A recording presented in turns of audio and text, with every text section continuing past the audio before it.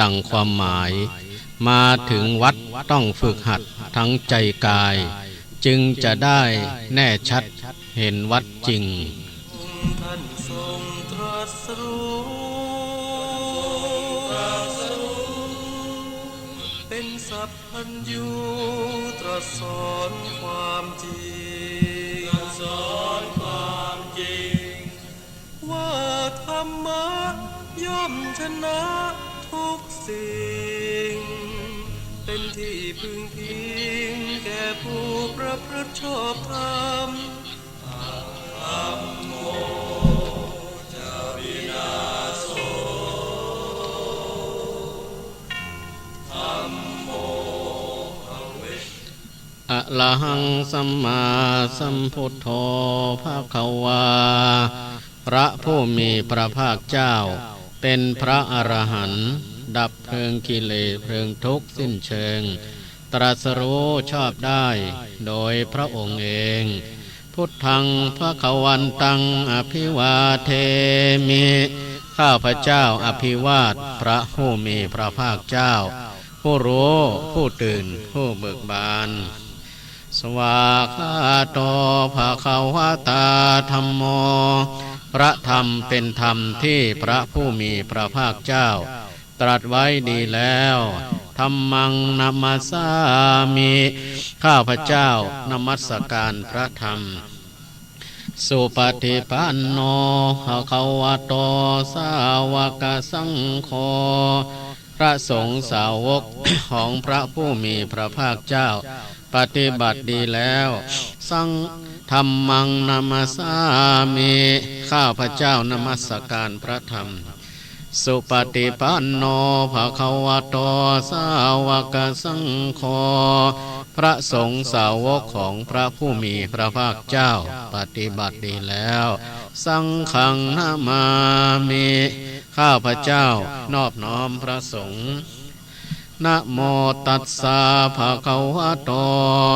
ขอนอบน้อมแด่พระผู้มีพระภาคเจ้าพระองค์นั้นอะระหะโตซึ่งเป็นผู้ไกลจากกิเลสสัมมาสัมพุทธัสสะตรัสรู้ชอบได้โดยพระองค์เอง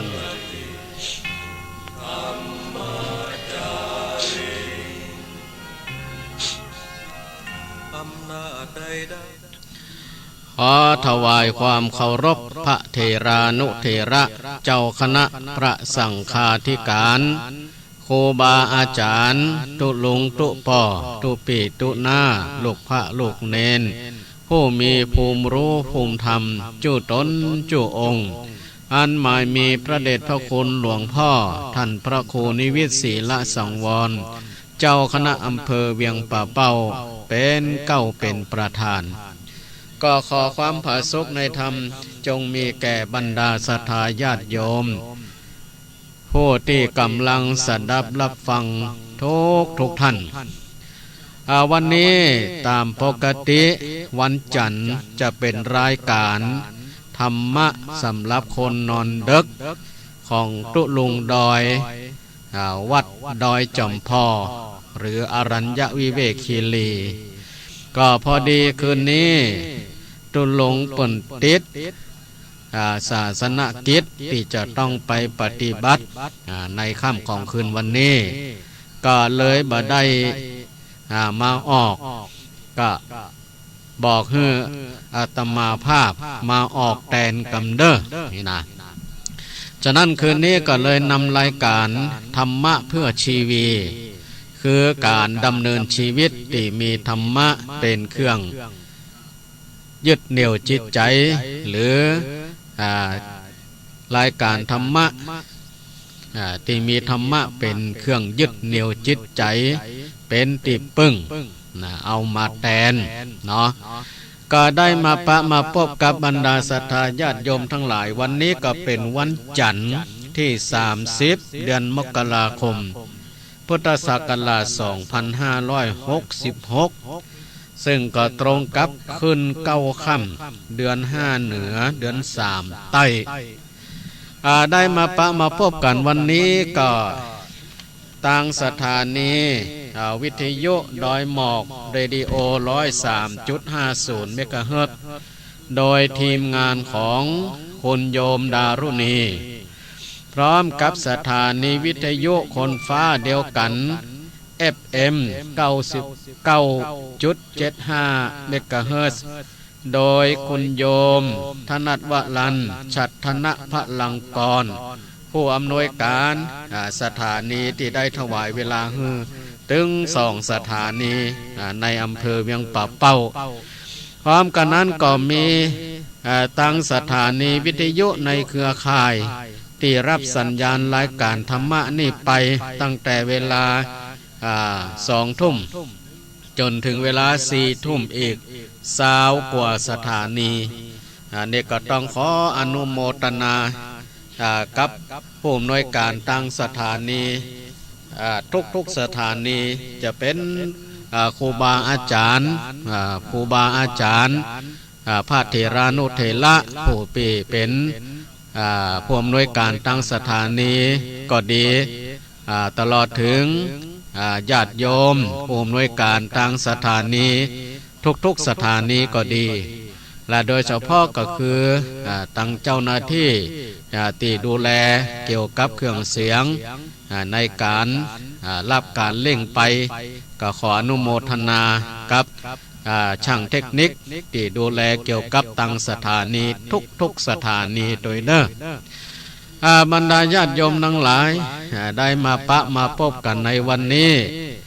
ซึ่งก็ตามปกติก็ยังที่ได้แจ้งจะเป็นรายการของตุลุงดอยรายการธรรมะสำหรับคนนอนดึกเนาะแต่ว่าคืนนี้ตุลุงเปิ่นติดภารกิจก็บ่ได้มาก็ได้มาแทนเนาะได้มาแทนกับบรรดาศรัทธาญาติโยมทั้งหลายก็ค่ำของคืนวันนี้จะได้เสนอ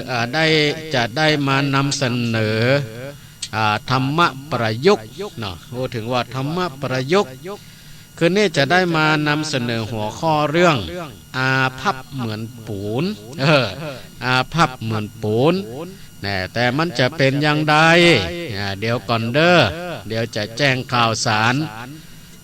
งานที่จะมีต่อไปข้างหน้าเนี่ยสักกำหนึ่งเนาะสักกำหนึ่งก็จะได้แจ้งเกี่ยวกับการที่จะเดินทางไปไหว้พระธาตุเก้าจอมตามที่ตุลุงดอยเนาะตุลุงดอยเปิ่นได้แจ้งทางเฟซทางไลน์ไปเก็บจะทุกที่ในกลุ่มเครือข่ายเนาะว่าในวันที่11 กุมภาพันธ์พุทธศักราช 2566 นี้ก็ตั้งตุลุงดอยก็ได้แจ้งไปว่าจะได้ปาศรัทธาญาติโยมไปไหว้สาพระธาตุเก้าจอมในจังหวัดเชียงรายแห่มสักกำหนึ่งหลังจากที่ว่าทิ้งช่วงไปหลายปีก็เนื่องจากว่าสถานการณ์ตั้งบ้านเมืองบ่ค่อยสงบนั่นก็คือเกี่ยวกับการแพร่ระบาดของโรคก็ทำให้ทิ้งช่วงกันไปที่บ่ได้ไปกราบไปไหว้ไปสักการะพระธาตุเก้าจอมในจังหวัดเชียงรายนี่นะฉะนั้นตุลุงดอยก็ได้แจ้งว่าจะไปกันเด้อไปกันเด้อในวันที่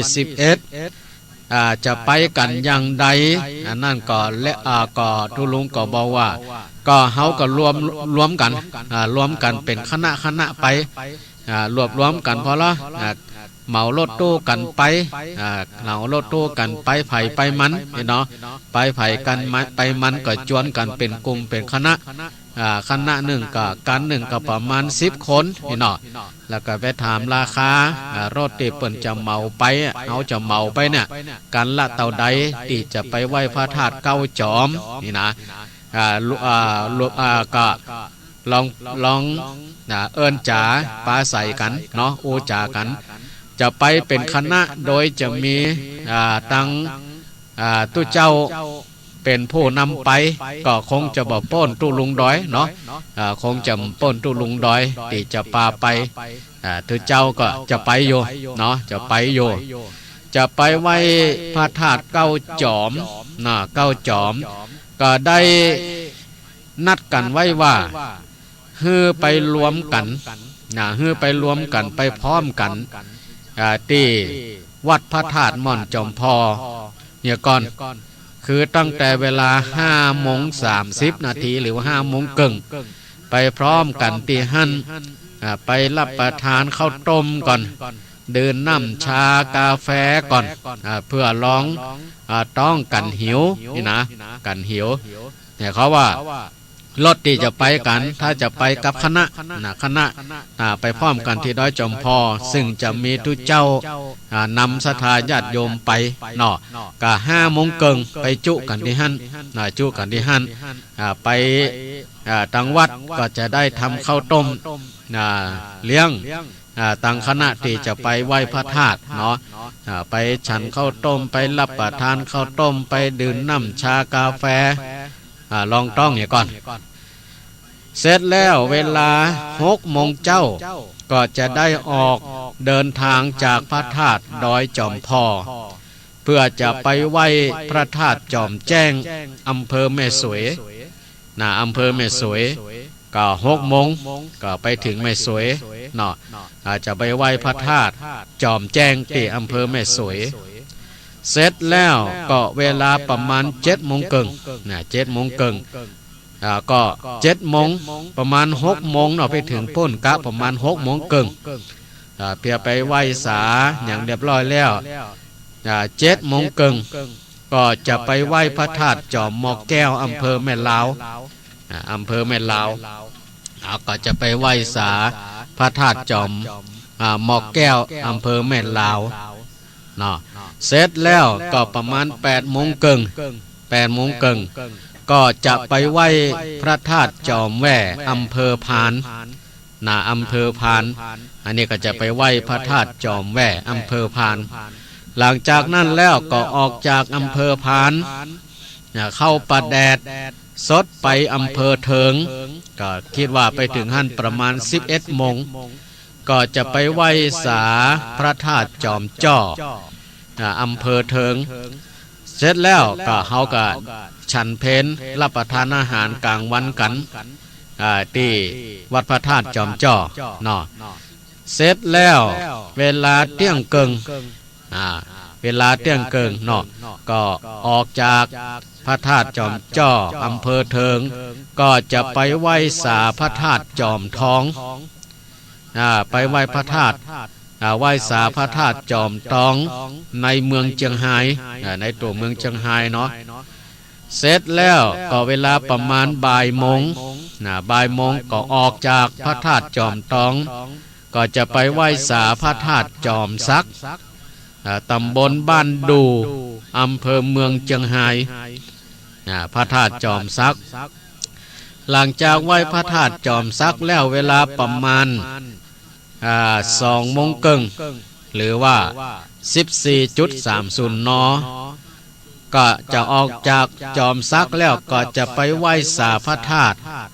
จอมจันทร์พระธาตุจอมจันทร์อำเภอแม่จันทร์อำเภอแม่จันทร์หลังจากไหว้สาพระธาตุจอมจันทร์แล้วก็จะออกเดินทางไปไหว้สาพระธาตุจอมกิตติก็เวลาประมาณ3:30 เนาะก็จะไปไหว้พระธาตุจอมกิตติอำเภอเชียงแสนอำเภอเชียงแสนก็จุดสิ้นสุดการเดินทางก็อาจจะมีเปลี่ยนแปลงบางพ่องแล้วก็จะเพื่อความเหมาะสมเนาะเพื่อความเหมาะสมแล้วก็เวลาที่เหลือนะลดกันใดจะไปที่ไหนต่ออีกก็ตามอัธยาศัยตอนนั้นเนาะหลังจากที่เฮาสิ้นสุดที่เชียงแสนแล้วที่พระธาตุจอมกิตติที่เหลือนั่นลดกันใดจะไปที่ไหนต่อนั่นก็ตามอัธยาศัย จะไปแอวไปดูสามเหลี่ยมทองคำกะ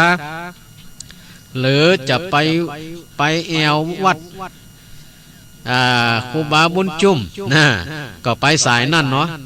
ไปวัดครูบาบุญจุ่มหรือจะสดไปแม่สายก็ได้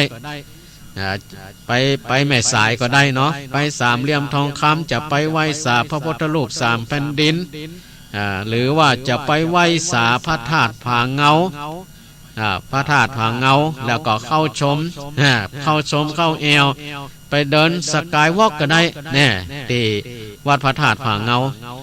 หรือท่านจะสดไปแอวทั้งแม่สายก็ได้จากสดไปแอวแม่สายก็ได้ก็ระยะทางจากพระธาตุจอมกิติไปแม่สายนี่ประมาณ50 กิโล50 กิโลแล้วก็เพื่อความเหมาะสมเด้อการแต่งกายถ้าไผมีชุดขาวก็นุ่งชุดขาวไปก็ได้หรือจะนุ่งชุดที่มันเรียบร้อยถ้ามันหนาวก็เอาเสื้อกันหนาวไปตัวเนาะเสื้อกันหนาวไปตัวและสิ่งที่เราจะต้องเตรียมไปเด้อ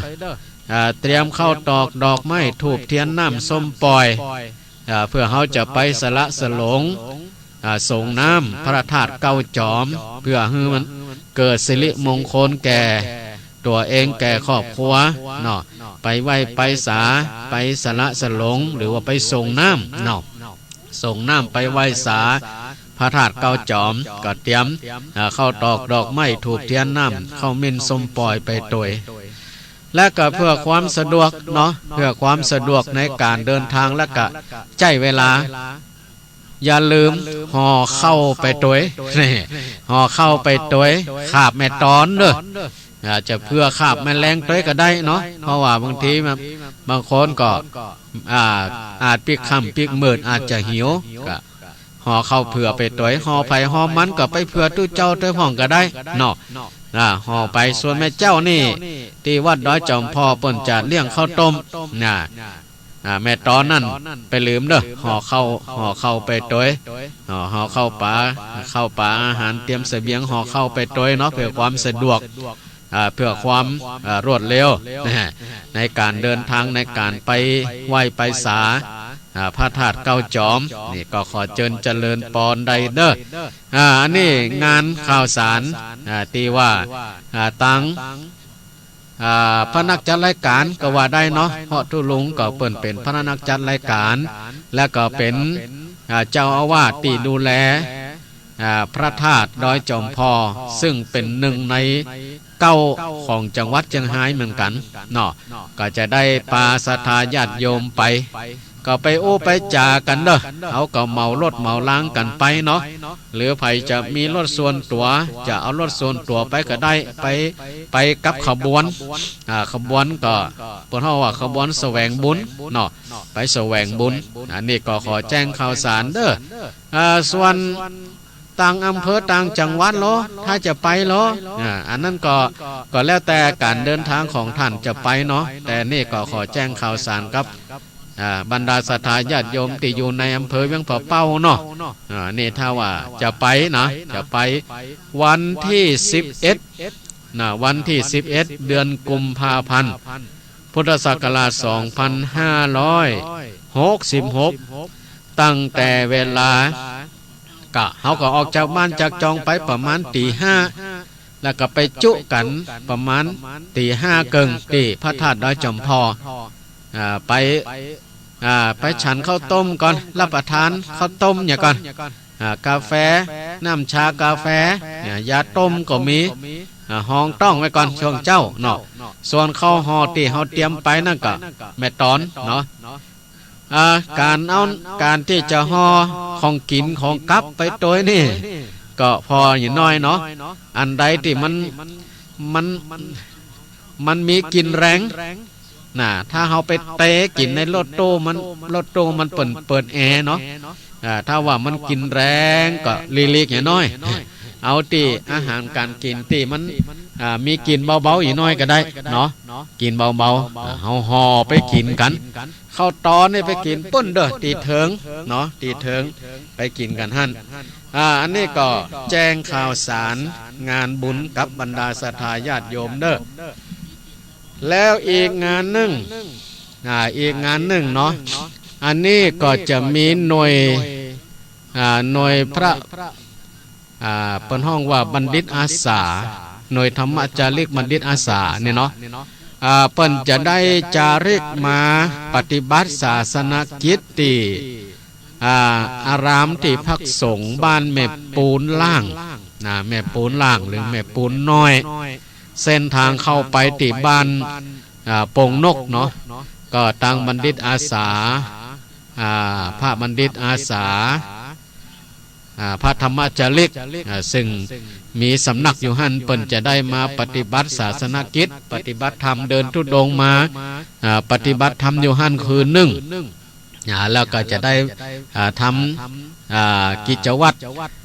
สวดมนต์ไหว้พระเมตตาภาวนาและทำกิจกรรมที่เพิ่นได้กำหนดเอาไว้เนาะนี่ก็ตั้งตู้เจ้าก็จะได้ไปเลี้ยงเพลเนาะไปเลี้ยงเพลวันที่11กุมภาเนาะวันที่11กุมภาจะไปเลี้ยงเพลพระธรรมจาริกที่เปิ้นจะเดินทางมาปฏิบัติศาสนกิจทุกทั่วสารทิศจากวัดศรีโสดาสายวัดศรีโสดาเนาะที่พระธรรมจาริกเปิ้นมาปฏิบัติศาสนกิจที่หั่นก็จะได้ไปเลี้ยงเพลอันนี้ก็ถ้าว่าบรรดาญาติโยมทั้งหลายในอำเภอเวียงเป้าท่านใดเนาะมีความประสงค์จะไปร่วมถวายอาหารเพลก็ขอเชิญเจริญปอนได้เด้อที่วัดที่พักสงฆ์แม่ปูนล่างหรือแม่ปูนน้อยเส้นทางเข้าไปที่บ้านปงนกเนาะก่อนที่จะถึงบ้านปนห้องบ้านมูเซอปาคานี่นะนี่ก็ขอเชิญเจริญปอนได้เด้ออันนี้ก็จะได้ไปว่าจะไปถวายเพลเนาะพอดีก็มีพระลูกวัดซึ่งเป็นคนเป็นพระที่ลูกจากแม่ปูนน้อยน่ะก็มาจำพรรษาอยู่ที่วัดหงปูนี่3-4 ภาษาแล้วเนาะมาบวชอยู่นี่ก็จะได้ไปช่วยเนาะอันนี้ก็บรรดาศรัทธาญาติโยมท่านใดเนาะมีความประสงค์จะไปร่วมก็เชิญเจริญพรได้หรือถ้าว่าท่านบ่ได้ไปจะฝากนั่นฝากนี่ไปหอมเด้อก็ได้เด้ออันนี้ก็ขอแจ้งข่าวสารไว้ก่อนเนาะเอาละเพื่อบ่ฮื้อเสียเวลาในการฟังเทศฟังธรรมกับบรรดาศรัทธาญาติโยมทั้งหลายคืนนี้รายการธรรมะเพื่อชีวิตคือการดำเนินชีวิตที่มีธรรมะเป็นเครื่องยึดเหนี่ยวจิตใจได้มาดำเนินรายการแทนรายการธรรมะสำหรับคนนอนดึกของตุลุงดอยเนาะที่เปิ้นได้มาจัดรายการทุกวันจันทร์แต่วันนี้ตุลุงเปิ้นติดศาสนกิจก็เลยให้ทางตู้เจ้ามาออกแทนเนาะตะกี้ได้ตั้งหัวข้อธรรมะประยุกต์เรื่องอาภัพเหมือนปูนอาภัพเหมือนปูนมันเป็นอย่างใดอาภัพเหมือนปูนท่านทั้งหลายป่ออุ้ยแม่อุ้ยมอนป่ออุ้ยมอนแม่อุ้ยมอนก็ดีป่ออุ้ยแม่อุ้ยปู่ย่าตายายก็ดีที่เฮาเคยกินมากเนาะเฮาเคยกินมากโดยเฉพาะในสมัยก่อนนี่คนเปิ่นจะนิยมกินมากกันมากแล้วหันเปิ่นกินมากเนาะมาระยะหลังๆนี่ก็มีอยู่พ่องกะหันอยู่พ่องปอโอ้ยแม่โอ้ยที่เปิ่นกินมากนี่เขี้ยวเปิ่นจะทนเนาะบ่ค่อยจะร่อนนะเขี้ยวเปิ่นบางโคบางท่านเนี่ยอายุ7-80เขี้ยวเต็มปากอยู่นะบ่ร่อนก็ถือว่าการเกี้ยวมาเกี้ยวอย่างนี้ก็คงจะดีอย่างหนึ่งเนาะทำให้ฟันนั่นอดทนได้นะฟันนั่นอดทนได้แข็งแรงนะโอ้อายุ8-90อยู่เนี่ยกินอย่างได้อย่างสบายอยู่เกี้ยวอันอย่างได้สบายอยู่ โดยเฉพาะนี่หมากตับหมากเนี่ยเนาะท่านทั้งหลายเวลาเฮาเจ็บคอเนี่ยนะเป็นวัดลงคอก็ดีเจ็บคอก็ดีเวลาวัดเป็นไข้หายเนี่ยเนาะเจ็บคอหายนี่มันจะไอมั้ยก็ถ้าเฮาอมตับหมากไว้นะสมมุติว่าไม่คืนเนี่ยเฮาเอาไว้ที่กระพุ้งแก้มไว้เอาพวกกระพุ้งแก้มเนี่ยอมมาตะคืนหุ่งมันถึงบ่ไอเฮ้ยเพราะว่ายิ่งอมยิ่งดึกมันก็ยิ่งฝาดเนี่ยเวลาเฮาเจ็บคอหายใหม่นี่นะเฮากินยาอื่นมาตึ้มหายอมตับหมากนี่มันจะหายเฮ้ยมันจะหายถ้าเฮาเจ็บคอนี่นะแล้วทีนี้ท่านทั้งหลายที่ว่าคนสมัยก่อนเปิ้นนิยมกันกินมากยำกันมากนั่นก็ได้ยินได้ฟังเปิ้นอู้กันว่าถ้าเฮาบ่ได้เกี่ยวหมากบ่ได้เกี่ยวหมากนี่นะคนเฒ่าแก่ว่านะมันทำให้สมปากเฮ้ยเปรี้ยวปากเฮ้ยโอ้กันมันบ่ค่อยจะสนุกละปายปอนี่ก็ทำให้ใจคองุดงิดไปตัวนี่ก็เหมือนกับเฮาหันเปิ้นเนี่ยเวลากินข้าวแล้วเนาะได้อมเมียงเนี่ยเปิ้นเวลาไผกินข้าวแล้วโดยเฉพาะแม่แล้งเนาะแม่เจ้าแม่แล้งก็ดีเนี่ยโอ้เวลากินข้าวแล้วนะได้ปุรีเหนียวเบากับปุรีขี้โยนะเกี่ยวเมียงตัวสูบปุรีนั่งหันแล้วเปิ้นมีความสุขกันเฮ้ยเนาะหันแล้วมีความสุขกันได้สูบปุรีได้อมเมียงเนี่ยอมเมียงนี่นะอันนี้ก็ยังมีอยู่แต่ก่อนเนี่ยเวลาเปิ้นปุรีขี้โยปุรีต่องแห้งเนี่ยแต่ก่อนบทส่วนมากจะปุรีต่องแห้งเนาะยาคืนยาจางปันสูบกันยิงหน้าหนาวสัมภายนี่ไปแอวหาการเปิ้นดังไฟหิงกันเอาขันมากมาสู้กันคนที่เปิ้นเกี่ยวมากันเนาะบางทีก็เอาโปะปุรีมาปันมาสู้กันปุรีไผมักคืนน้อยก็ยาจางยาคืนใส่ยาคืนนักน้อยเนาะปันปุรีต้องก้อยแห้งเนี่ยสู้กันอู้กันแวดกองไฟบางทีก็เอาเฟือกเอามันมามกห่องเอาหน่วยโก้มามกห่องบางคนก็ใส่ข้าวหลามเผากันนี่เผากันบางคนก็จีเข้ากันเนี่ยแวดกองไฟนี่นะก็หันบรรยากาศยึดย่อคิดย้อนบรรยากาศแต่ก่อนนี่ก็ม่วนไปอย่างเนาะเพราะจะได้เพราะคนแต่ก่อนนี่เปิ้นบ่มีหนี้มีสินกันนักโลกเปิ้นบ่ได้วิตกกังวลอันหยังเรื่องหนี้เรื่องสินขอมีเข้าไว้ในตู้ในฉางเถอะเปิ้นว่าแต่ก่อนนี่ขอมีเข้าไว้กินเถอะอีเนาะเรื่องกับเรื่องอาหารการกินนี่บ่ยากไปเสาะไปหาตำบวกตำน้องตำต้งตำน้ามันจึงได้กินนี่นะแต่ก่อนเนี่ยไปเสาะกันอย่างอันพ่อหยังแล้วต้งแล้วนาบางคนเปิ้นบ่มีหนี้มีสินอันหยังก็มีเวลาได้มานั่งหิ่งไฟกันได้มาโอมาจากันได้เกี่ยวหมากผ่องได้สูบปุรีผ่องอมเมียงผ่องเนี่ยมันเป็นบรรยากาศที่มีความสุขเนาะเป็นบรรยากาศที่มีความสุขอย่างหนึ่งคนได้มาแอวมาแหวงกันบางคนเปิ้นเราตอกเนาะสารคล้องสารแสะสารไซไปแอวหากันไปเป็นเตือนกันบางทีก็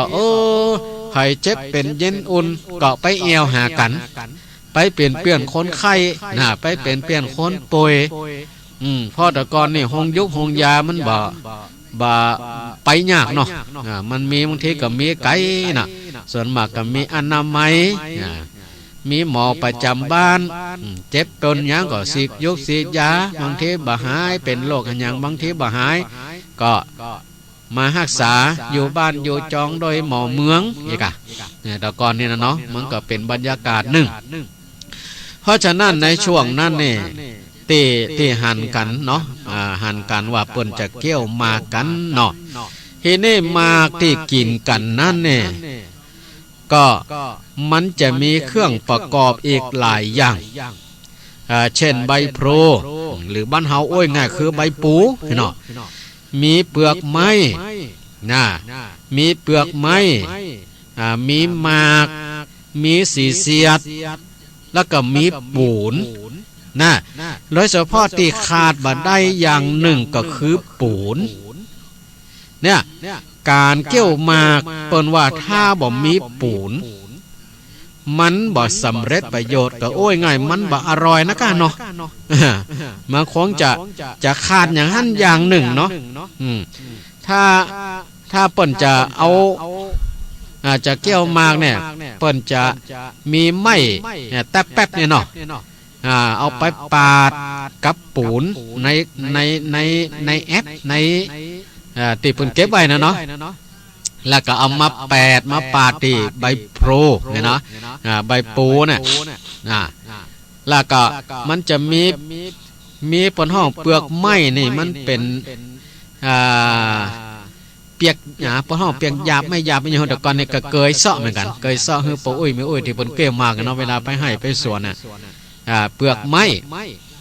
ที่เปิ้นเอามาเกี่ยวกับหมากนะเนาะก็หลายๆอย่างที่เปิ้นมาผสมกันหั่นเปิ้นกินแล้วมันก็หั่น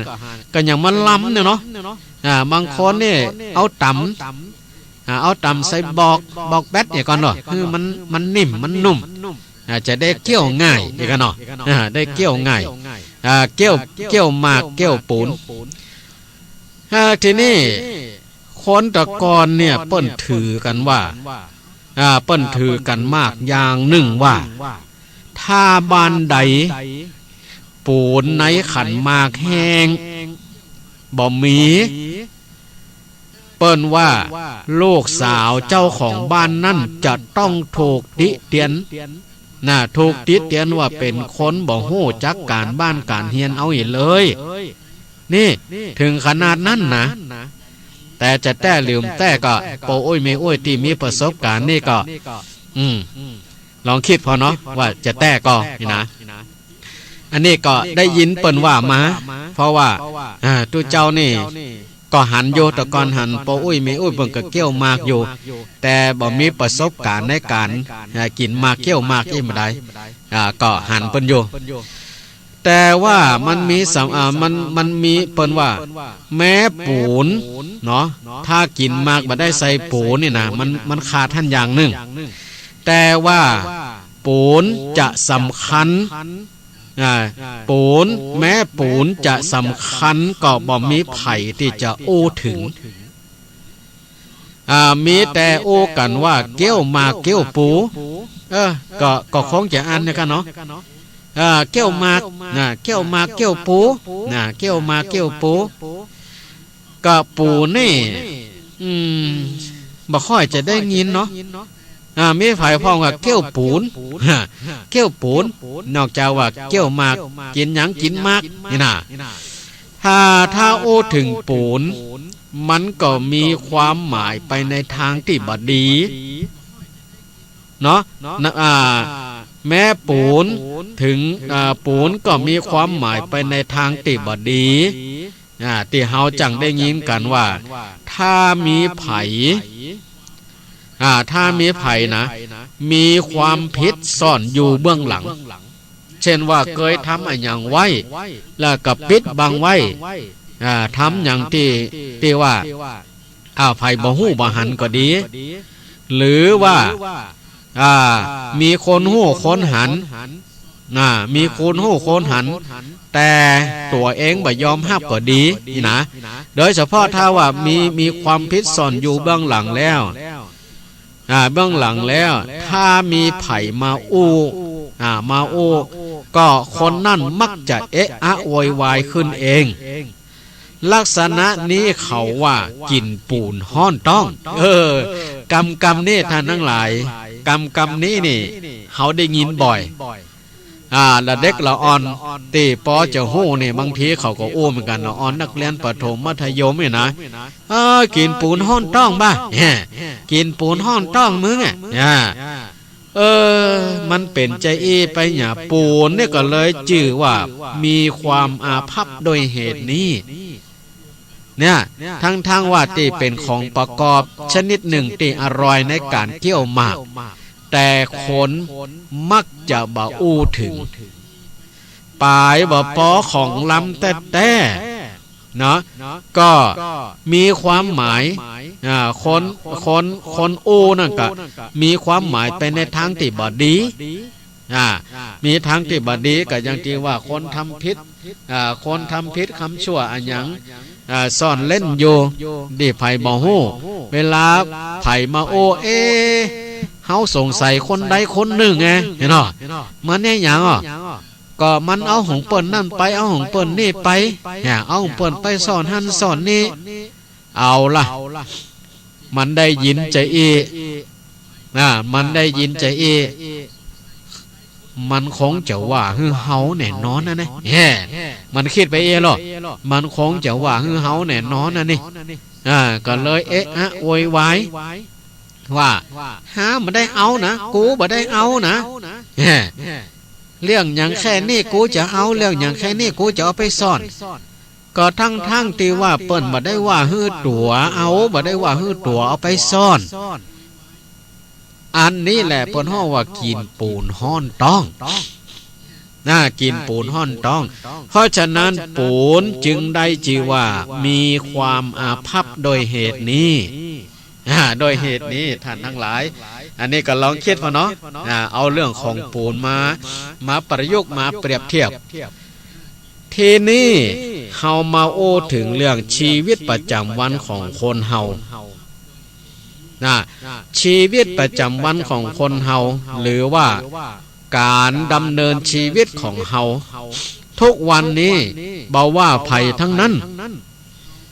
บอกว่าภัยทั้งนั้นจะเป็นคนเฒ่าคนแก่คนหนุ่มคนสาวละเด็กละอ่อนพระสงฆ์องค์เจ้าอยู่วัดอยู่วาบอกว่าภัยทั้งนั้นต้องการความถูกต้องการความดีกำกับอยู่ทุกกระเบียดนิ้วแม่นก็ต้องการเพื่อให้เปิ้นสรรเสริญยกย่องต้องการความสุขต้องการสรรเสริญต้องการลาภต้องการยศต้องการความดีเหมือนกันหมดบอกว่าภัยทั้งนั้นบอกว่าภัยทั้งนั้นแต่ถ้าว่าขาดธรรมะเสียแล้วนะขาดธรรมะเสียแล้วชีวิตก็บ่มีความหมายท่านทั้งหลายการดำเนินชีวิตของเฮาหรือว่าชีวิตประจำวันของเฮาในทุกวันเฮาต้องการความถูกต้องเฮาต้องการความดีบอกว่าเฮาจะทำอันหยังจะยะอันหยังเนาะต้องการคือเปิ้นยกย่องสรรเสริญแน่ต้องการความสุขต้องการยศตำแหน่งสิ่งที่บ่ต้องการต้องการคือการนินทาตุกเสื่อมลาภเสื่อมยศเป็นสิ่งที่เฮาบ่ต้องการแต่ว่าท่านทั้งหลายเฮาลองคิดให้ดีๆว่าอยากได้ดีไม่ทำดีนั้นมีมากดีแต่อยากหากไม่ทำหน้าคำหนออยากได้ดีต้องทำดีอย่ารีรอมัวแต่ขอรอแต่ดีไม่ดีเลยบางคนอยากได้ดีแต่บ่ทำดีก็มีมากเนี่ยท่านทั้งหลายเพราะอันถ้าเฮาอยากได้ดีเฮาก็ต้องทำดี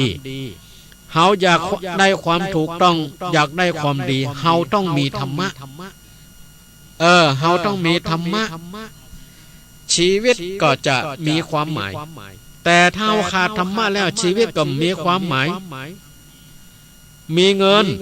แต่ขาดธรรมะเขาก็จะมีแต่ความโลภมีความโลภปลายบ่ปอโลภมากขึ้นเท่ากับจำนวนเงินมียศถาบรรดาศักดิ์ถ้าไร้ธรรมะเขาก็จะมีแต่ความคิดในทางเบียดเบียนล้างผลาญเท่ากับความสูงแห่งยศแห่งศักดิ์ถ้ามีความโห่มีปริญญาแต่ขาดธรรมะเขาก็จะมีแต่ความโหดร้ายเท่ากับความรู้ แน่นอนเหลือเกินความร้ายจะต้องมากขึ้นตามส่วนหน้าตามส่วนขาดท่านทั้งหลายเฮาสังเกตพอว่าถ้ามีเงินแต่ขาดธรรมะเขาก็จะมีแต่ความโลภนะเหมือนกับในช่วงหนึ่งท่านทั้งหลายช่วงหนึ่งที่ว่าต่างคณะสงฆ์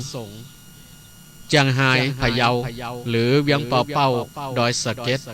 แล้วก็พระนักจัดรายการที่เปิ้นได้ร่วมใจกันร่วมใจกันไปกึดไปสร้างศาลาปฏิบัติ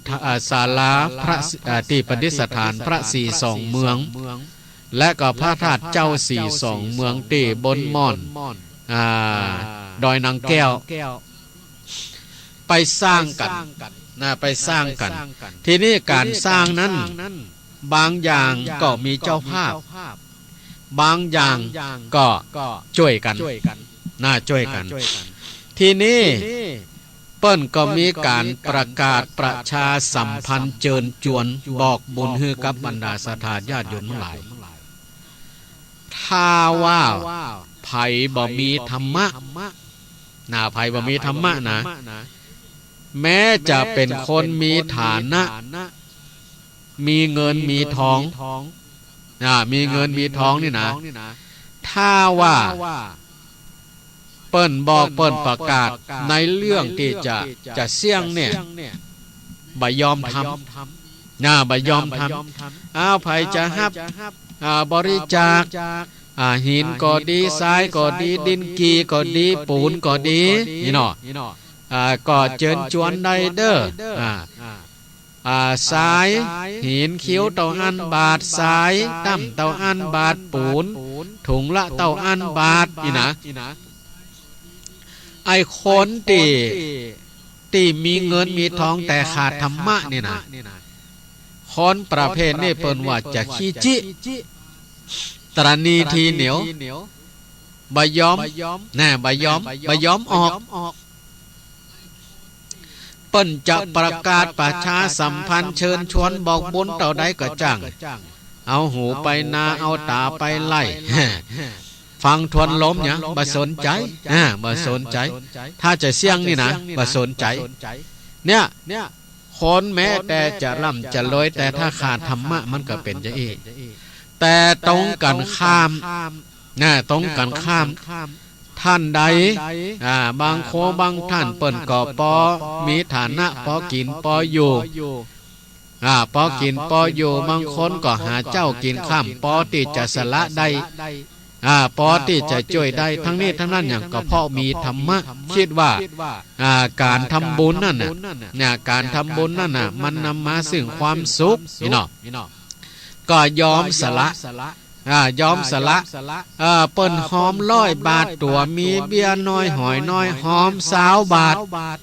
ก็ยังดีเนาะยังดีที่ว่าสละความตรณีที่เหนียวได้เพราะอันหยังก็เพราะมีธรรมะนั่นแหละคนที่มีธรรมะเนี่ยเปิ้นจะยอมสละได้ยอมสละได้บางคนเงินก็บ่มีจะซื้อกินก็แต่ละคาบละมือก็อยู่แบบอดอยากโอ้พอเปิ้นพอได้ยินเปิ้นประกาศจะเปิ้นจะสร้างนั่นสร้างนี่ไว้ตีหั่นไว้เป็นอนุสรณ์ไว้เป็นตีกาบตีไว้สำหรับผู้ที่เดินทางผ่านไปผ่านมาเนี่ยจะได้นี่หาบ่มีเงินมีทองไปหอมเปิ้นก็หอมด้วยกำลังกายโอ้หันเปิ้นคนหินคนทรายขึ้นดอยก็ไปช่วยเปิ้นไปช่วยเปิ้นคนหินคนทรายคนดินกี่ขึ้นดอยโดยที่บ่ย่อท้อต่อความนิดหน่อยคิดว่าเฮาได้สละละสละละได้ช่วยละเป็นบุญเป็นกุศลละอันนี้แหละมันต่างกันจะอีกนะระหว่างคนที่มีธรรมะนะคนที่มีเงินมีทองแต่มีธรรมะเปิ้นสละได้แต่คนที่มีเงินมีทองบ่ยอมสละคำนี้แหละท่านทั้งหลายธรรมะ จึงเป็นของอาภัพสำหรับคนติตรณีทีเหนียวถ้ามาโอ้ถึงเรื่องการฮื้อตานคนประเภทนี้เขาบ่อยากจะฟังเขาบ่อยากจะคิดเขาบ่อยากจะฟังบ่อยากจะคิดเพราะจังไดยิ่งโอ้กันหนาหูเฮาได้ยินกันถึงวันนี้มันเป็นอย่างไรเรื่องกินสำคัญเรื่องเงินสำคัญเรื่องอาชีพสำคัญเรื่องต้องเรื่องไส้ตัวเก่าสำคัญแต่ธรรมะไม่สำคัญเลย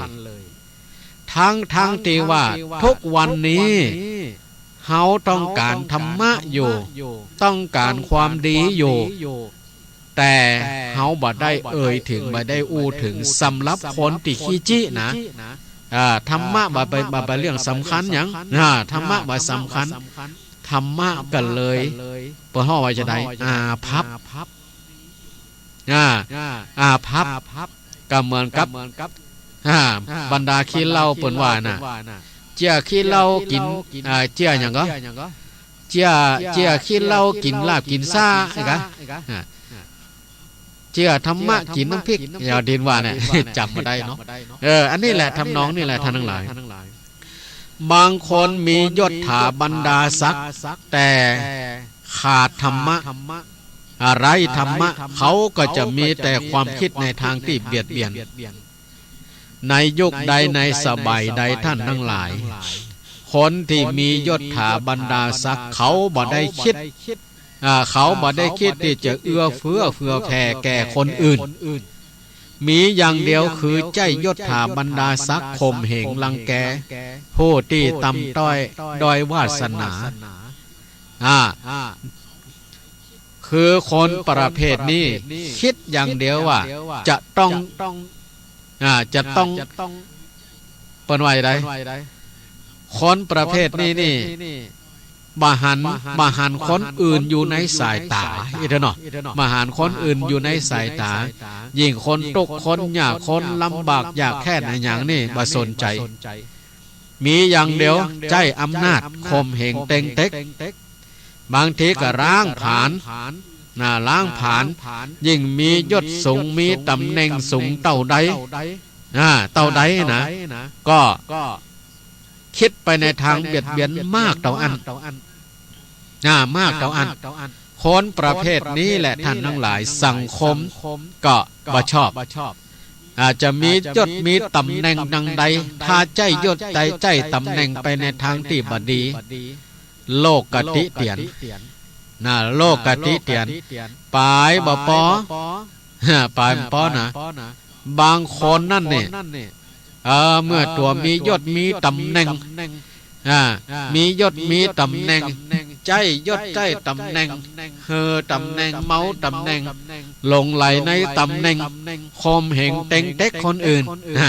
ข่มเหงเต็งเต็กคนอื่นหาว่าตัวเองนี่มีตำแหน่งหน้าที่อย่างอันอย่าง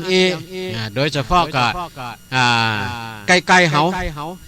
ใกล้ๆเฮาที่เป็นแกบ้านกำนันโดยเฉพาะตะกอนเนี่ยเนาะอันยังก็จ้างนี่โอ้แกบ้านกำนันนี่ถือว่ามีตำแหน่งหน้าที่สูงในหมู่บ้านนะโนควบคุมหมดทุกอย่างอันอย่างอยู่ที่แกบ้านกำนันหมดบางโคบางท่านนี่คุมแผ่วตังวัดตังวาวะตัวเจ้าพระเน้นอย่างที่อยู่ในวัดอยู่ในวัดนี่นะไปคุมบนมดเรื่องเงินเรื่องทองเรื่องการเรื่องงานอย่างในวัดในวาคิดว่าตัวเองมีตำแหน่งหน้าที่ดูแลควบคุมหมดนี่บางคนไล่ถึงขนาดว่ามีการมีงานอย่างวัดที่เขาจังได้ยินนะวัดครึ่งหนึ่งแก่บ้านกรรมการครึ่งหนึ่งเนี่ยจะเขาได้ยินกันก่อนนะวัดครึ่งหนึ่งกรรมการกำนันแก่บ้านครึ่งหนึ่งเนี่ยถ้าจะโอ้ถึงภาษาเจ้าบ้านก็คือใจอิทธิพลเนี่ยแต่ก่อนนี่นะใจอิทธิพลไปในทางชั่วในทางที่บดี แต่วันใดวันหนึ่งถ้าตนเองหมดวาระปลดเกษียณวันนั้นแหละตำแหน่งหน้าที่ของตนที่เคยมีอยู่ เนาะเมื่อตัวมีตำแหน่งหน้าที่นี่เขาพี่น้องเจ้าบ้านก้มหัวกราบไว้เดือนจีปีใหม่ต้องไปสะเกาดำหัวไผ่ว่าไปบ่ได้จองกำจองเว้นหาว่าคนนั่นบ่มาหาโกให้คนนั่นมาหาข้าคิดจะแข่งข้อกันอย่างนั้นเองเนาะใจอำนาจหน้าที่แน่คนมียศแต่ไล่ธรรมะมียศมีตำแหน่งไร้ธรรมะมันจะเป็นไปอย่างอีกต่อเมื่อตัวมดยศมดตำแหน่งมดหน้าที่คราวนั้นแหละท่านทั้งหลายผู้คนทั้งหลายที่เคยเกรงเคยกลัวเคยเคารพนับถือเขาจะหมดศรัทธาหมดความเกรงกลัวบ่ฮื้อความเคารพเดือนจีปีใหม่เขาตึมไปใกล้ไปไกลแก่บ้านกำนันผู้มีอิทธิพลมีตำแหน่งอย่างนี้นะอันนี้มันได้ว่าฮื้อไผ่นะแต่ว่าเปรียบเทียบฮื้อบางโคบางท่านก็เคยหูเคยหันว่ามันเป็นอย่างอันบางบางคนนี่เป็นตำรวจมีหน้าที่ดูแลความทุกข์สุขของประชาชนมีหน้าที่ในการใช้กฎหมายแต่ว่าเมื่อตัวมียศมีตำแหน่งใจยศใจตำแหน่งไปในทางที่ผิดคมเหงเต็งเต็กแข็งไหนเว้นหันอ่อนไหนเต็กเอาหันนี่มันเป็นอย่างอีทีนี้เมื่อตนเองหมดวาระหมดวาระปลดเกษียณแล้วภาษาเจ้าบ้านเปิ้นว่าอันนี้จุดจำจะได้ว่านะมันเหมือนกับโทษทีหมาหัวเน่าตัวหนึ่งในหมู่บ้านดูเขาเปรียบเทียบกันขนาดนี้นะอันนี้ทุกเจ้าจะได้ว่านะแต่ได้ยินกำเปิ่นว่ามาแต่จะจริงแค่ไหนก็มหัวละเมื่อตัวเองมียศมีตำแหน่งอยู่นี่โอ้ใจยศใจตำแหน่งไปในทางที่บดีเพราะอันยังเพราะหลงในตำแหน่งหลงในยศแต่ขาดธรรมะเพราะฉะนั้นธรรมะนี่จึงอาภัพสำหรับคนที่มียศมีตำแหน่งแต่ขาดธรรมะธรรมะบ่มีความหมายเฮาจะไปโอไปจ่าไปบอกให้คนอื่นเมื่อเฮามียศมีตำแหน่งมีหน้าที่แล้วควรจะมีธรรมะมีความเมตตามีความกรุณาหรือธรรมะสำหรับคนใหญ่ที่เรียกว่าพรหมิหารสี่พรหมิหารสี่มีเมตตากรุณามุทิตาอุเบกขาเขาบ่สนใจเขาบ่สนใจเรื่องธรรมะธรรมโมปายปอนี่เรื่องธรรมะธรรมโมเป็นเรื่องของคนเฒ่าคนแก่คนวัดคนวาพุ่นบ่ต้องมาอุดทั้งนอกเนาะแต่เมื่อมีปัญหาหยังมีคดีอันหยังตัวยังต้องการความถูกต้องตัวยังต้องการความถูกต้องยังต้องการตัดสินคดีให้ถูกต้องเขาก็ยังต้องการอยู่เนาะต้องการอยู่เมื่อเขามีปัญหาหยังบักเกี่ยวไอ้ธรรมะธรรมโมมันเป็นเรื่องของคนวัดพุ่นมันเป็นเรื่องของคนเฒ่าคนแก่พุ่นอันนี้มันเป็นใจสำหรับคนที่มียศสามัญดาศักดิ์แต่ไร้ธรรมะจึงเป็นของอาภัพสำหรับคนที่ประเภทนี้แล้วสำหรับถ้ามีความหูบางคนมีความหูมีปริญญาปริญญาตรีปริญญาโทปริญญาเอกบางทีก็ปริญญากิตติมาศักดิ์บางคนมีความหูมีปริญญาแต่ขาดธรรมะเขาก็จะมีแต่ความโหดร้ายเท่ากับความหูท่านทั้งหลายท่านเคยได้ยินนักศึกษานักเรียนนักศึกษาจากสถาบันนั้นยกพวกตีกันก่อนบ่พอใจไปเข็นไปฆ่าไปเกิดทำร้ายร่างกายทุบตีกันบางครั้งก็ถึงขั้นเสียชีวิตทั้งที่ว่ามีความหูมีใบปริญญาประดับบ้านแต่ขาดธรรมะขาดธรรมะคิดว่าธรรมะบ่มีความหมายธรรมะมันเป็นเรื่องของคนเฒ่าคนแก่นี่มันเป็นไปอย่างท่านทั้งหลาย คนที่มีความรู้มีปริญญาขาดธรรมะเขาจะมีแต่ความโหดร้ายเท่ากับความรู้ปายบ่ปอบางทีใจความรู้ไปในทางที่ผิดใจความรู้ไปในทางที่ผิดท่านทั้งหลายเฮาคงจะได้ยินว่าแก๊งคอเซ็นเตอร์แก๊งนั้นแก๊งนี้หรืออย่างต่างๆที่มันแจ้งข่าวสารกันถึงวันเนี่ยเนาะที่มีการหลอกลวงต้มตุนอย่างต่างๆอันนี้มันเกิดจากไผเกิดจากคนที่มีความรู้นะคนมีความรู้มีการศึกษานะแต่ทำไมเขาถึงทำอย่างนี้ก็เพราะเขาขาดธรรมะไงธรรมะจึงเป็นของอาภัพสำหรับคนที่มีความรู้มีการศึกษามีปริญญาแต่ขาดธรรมะเขาบ่ได้คิดถึงเรื่องธรรมะนี่แหละง่ายๆเนาะเรื่องศีลเรื่องธรรมเขาบ่ได้คิดอย่างเดียวว่าจะทำอย่างไรจะต้มตุ๋นหลอกลวงเอาเงินมาฮื้อใดจากคนที่ลุ่มหลงมัวเมาเอ็ดเนาะลุ่มหลงมัวเมาใจยะจังไดถึงวันนี้เฮาหันกันนักท่านทั้งหลายการจุการลอกการต้มตุ๋นชกชิงวิ่งเล้าสารพัดอย่างมันเกิดจากไผมันเกิดจากส่วนมากคนมีความรู้มีการศึกษาทั้งนั้นแต่คนมีความรู้มีการศึกษาที่ขาดธรรมะอันนี้บ่ได้ว่าคือคนที่มีความรู้มีการศึกษามีปริญญาทั่วไปนะอันนี้เฉพาะคนที่ขาดธรรมะขาดธรรมะบ่ได้มีธรรมะเป็นเครื่องยึดเหนี่ยวจิตใจอันหยังคิดอย่างเดียวจะเอาอย่างเดียวคือมีความโลภง่ายๆเนาะจะยะอย่างใดที่จะเอาฮื้อใดบ่คิดว่าคนที่เขาจะไปจุไปหลอกไปต้มไปตุ๋นนั่นเปิ้นจะมีความตกมากน้อยแค่ไหนถ้าเขาไปจุไปหลอกเปิ้นได้เขาบ่ได้คิดเขาบ่ได้คิดว่าเงินที่เขาเก็บสะสมมาตลอดชีวิตช่วงที่ได้เก็บมาเนี่ยหวังว่าจะเอาไปสร้างรักสร้างฐานสร้างฐานะสร้างครอบครัวเอาไปเลี้ยงพ่อเลี้ยงแม่ดูแลเอาไว้ใจใจยาเมื่อตนเท่าแก่แต่ไหนได้โดนจุโดนหลอกไปอย่างหมดไอ้คนที่จุที่หลอกเนี่ยทำได้ถึงขนาดนี้นี่โดยเฉพาะถ้าใจเทคโนโลยีแล้วถามว่าคนประเภทนี้มีความรู้ก่อนมีความรู้มากฉลาดมากเนาะฉลาดมากแล้วก็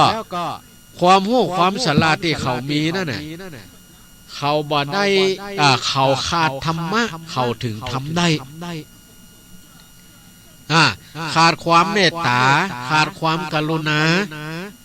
บ่เอ็นดูสงสารคิดบ่เท่าว่าใจเปิ้นใจตัวคิดแต่จะเอาอย่างเดียวคิดแต่จะจุจะหลอกจะลวงอย่างเดียวผลิตสินค้านี้ออกมาเพื่อมอมเมาประชาชนแล้วบ่คิดว่าประชาชนนั่นเป็นไผก็เป็นคนโดยเฉพาะง่ายๆก็เป็นคนไทยเดียวกันคนเชื้อชาติเดียวกันนะคนเชื้อชาติเดียวกันบางทีก็ศาสนาเดียวกันยังกล้าจุกล้าหลอกกล้าลวงได้กล้าทำได้นี่เพราะอันหยังเพราะอันหยังก็เพราะขาดธรรมะนั่นเองขาดธรรมะนั่นเองบ่เกรงกลัวต่อกฎหมายบ่เกรงกลัวต่อบาปต่อกรรมไงนี่คนที่มีความรู้มีปริญญาที่ขาดธรรมะมันเป็นอย่างนี้เพราะฉะนั้นธรรมะจึงเป็นของอาภัพสำหรับคนที่มีความรู้มีการศึกษามีปริญญาแล้วก็มีธรรมะถ้าโอ้ถึงธรรมะเขาบ่สนใจบ่ต้องมาอ้วบ่ต้องมาอ้วต้องมันไม่จะตันเป็นขาเนี่ยจะเอาอย่างเดียวต้อนมันจะตันเป็นขาขอให้ได้กินอย่างเดียวคนอื่นจะเป็นอย่างไรบักเกียวแน่จะเอาอย่างเดียวมีความโลภอย่างเดียว บางคนท่านทั้งหลายคนที่มีความรู้มีการศึกษาผลิตอันอย่างขึ้นมาเนี่ยเขาบ่ได้คิดว่าสิ่งที่ตัวเองผลิตสิ่งที่ตัวสร้างมานี่คนอื่นจะกินจะบริโภคเป็นอย่างไรบ่สนใจท่านทั้งหลายเฮาดูในเพจในไลน์ที่เขาผลิตไข่ปลอมผลิตสินค้าปลอมผลิตอาหารการกินปลอมโอ้ไก่ก็ฉีกยาเข้าใส่ฉีกสารเข้าใส่ผลมากไม้ก็เอาไปแจ้สารคอนลิ้นสารอันยังกันบูดกันเน่าบ่ได้คิดว่าคนบริโภคคนอุปโภคบริโภคมันจะเป็นอย่างไรบ่ได้สนใจขออย่างเดียวขอให้เฮาได้สตังค์อย่างเดียวนี่ถ้าคนบ่ฮู้มันบ่ยะและมันบ่กล้ายะอันนี้คือคนฮู้นั่นเองที่เขายะเขาทำเนาะท่านทั้งหลายเฮาก็ลองคิดพอเนาะว่านี่แหละคนที่มันบ่มีธรรมะเนี่ยมันบ่กลัวบาปกลัวกรรมบ่กลัวกฎหมายบ้านเมืองเนี่ยปลายปอโหช่องว่างของกฎหมายนั่นบางคนนี่เอาเงินไปซุกเอาเงินไปซุกขอฮือนี่อย่างเว้นอย่างนั้นอย่างนี้เด้ออนุญาตอย่างนั้นอย่างนี้เด้อสินค้านี่สามารถเอามาขายได้เอามาจำหน่ายได้ปลายปอซุกสมมตินะอันนี้ไม่ได้ว่านะสมมติว่าเอาเงินไปซุกอย.ขอใบอนุญาตอย.ฮือออกอย.ฮือได้มันมีเงินซุกแล้วนี่เงินซุกแล้วนี่มันบ่ได้คิดว่ากฎหมายบ้านเมืองจะเป็นอย่างไรซุกไว้ก่อนเสร็จแล้วเมื่อได้อย.แล้วมันก็กู้ตั้งผลิตกะผลิตสินค้านี่มาเอามามอมเมาล่ะเด็กหล่ออ่อนพ่องคนที่บ่ฮู้พ่องอันนี้มันเกิดจากไผมันเกิดจากคนที่มีความฮู้ปลายบ่ปอบางคนที่มีความฮู้สูงนะโดยเฉพาะด้านเทคโนโลยีอันอย่างต่างๆบางคนนี่มีความรู้มีความสามารถสูงแต่ใจความรู้ความสามารถไปในทางที่ผิดไปในทางที่บ่ถูกผิดกฎหมายบ้านเมืองผิดศีลผิดธรรมแต่จะได้ขอฮื้อตัวเองได้ก็พอแล้วจะผิดอันอย่างบ่เกี่ยวขอฮื้อได้เงินได้ทองได้กำไรแต่ละปีขอฮื้อได้กำไรเยอะๆได้กำไรนักๆแล้วผู้บริโภคอุปโภคบริโภคจะเป็นอย่างไรจ้างเขาเพราะจะอันถึงวันนี้ท่านทั้งหลายโรคมันจึงเกิดขึ้นตามมาสปะสเปดโรคบัดเดียวเนี่ยโอ้สิ่งใดที่เฮาบ่เคยหันก็เคยหันเนี่ยโควิดมันเกิดจากอะไรอย่างก็มันเกิดจากคนที่มีความรู้นี่แหละ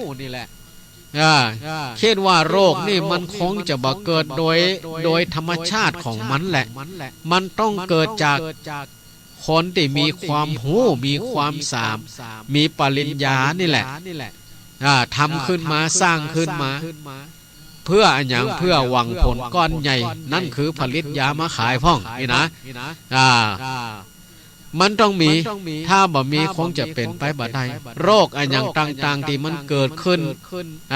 ตามยุคตามสมัยที่เฮาได้ยินได้ฟังกันถึงวันเนี่ยโรคมะเร็งมันเกิดจากอันหยังถึงวันนี้โอ้คนไทยนี่เฮาว่าถือว่าตายมากที่สุดนะโรคมะเร็งนี่นะมันเกิดจากอันหยังโอ้กะหลายสาเหตุเนาะแต่ก่อนนี่เฮาว่าบุหรี่พ่องเหล้าพ่องแล้วบัดเดี๋ยวนี้อาหารการกินอันอย่างต่างๆเนี่ยที่เฮากินเข้าไปถึงวันนี้ท่านทั้งหลายมันเกิดจากไผเกิดจากคนที่มีความรู้นั่นแหละคนบ่ฮู้มันเป็นยะได้อยู่ไหนคนบ่ฮู้มันทำได้อย่างไรเอาพักผลไม้มาแจ่สารกันโบสารคอลิ้นเอาสัตว์เอาเนื้อเอาไก่มาแจ่สารโอ้เฮาได้ยินได้ฟังแล้วก็ที่ออกสื่อออกข่าวตั้งอีสานเนาะไผที่กินหมูกระทะนั่นเนาะ เนื้อที่เอามาแจ่นั่นน่ะ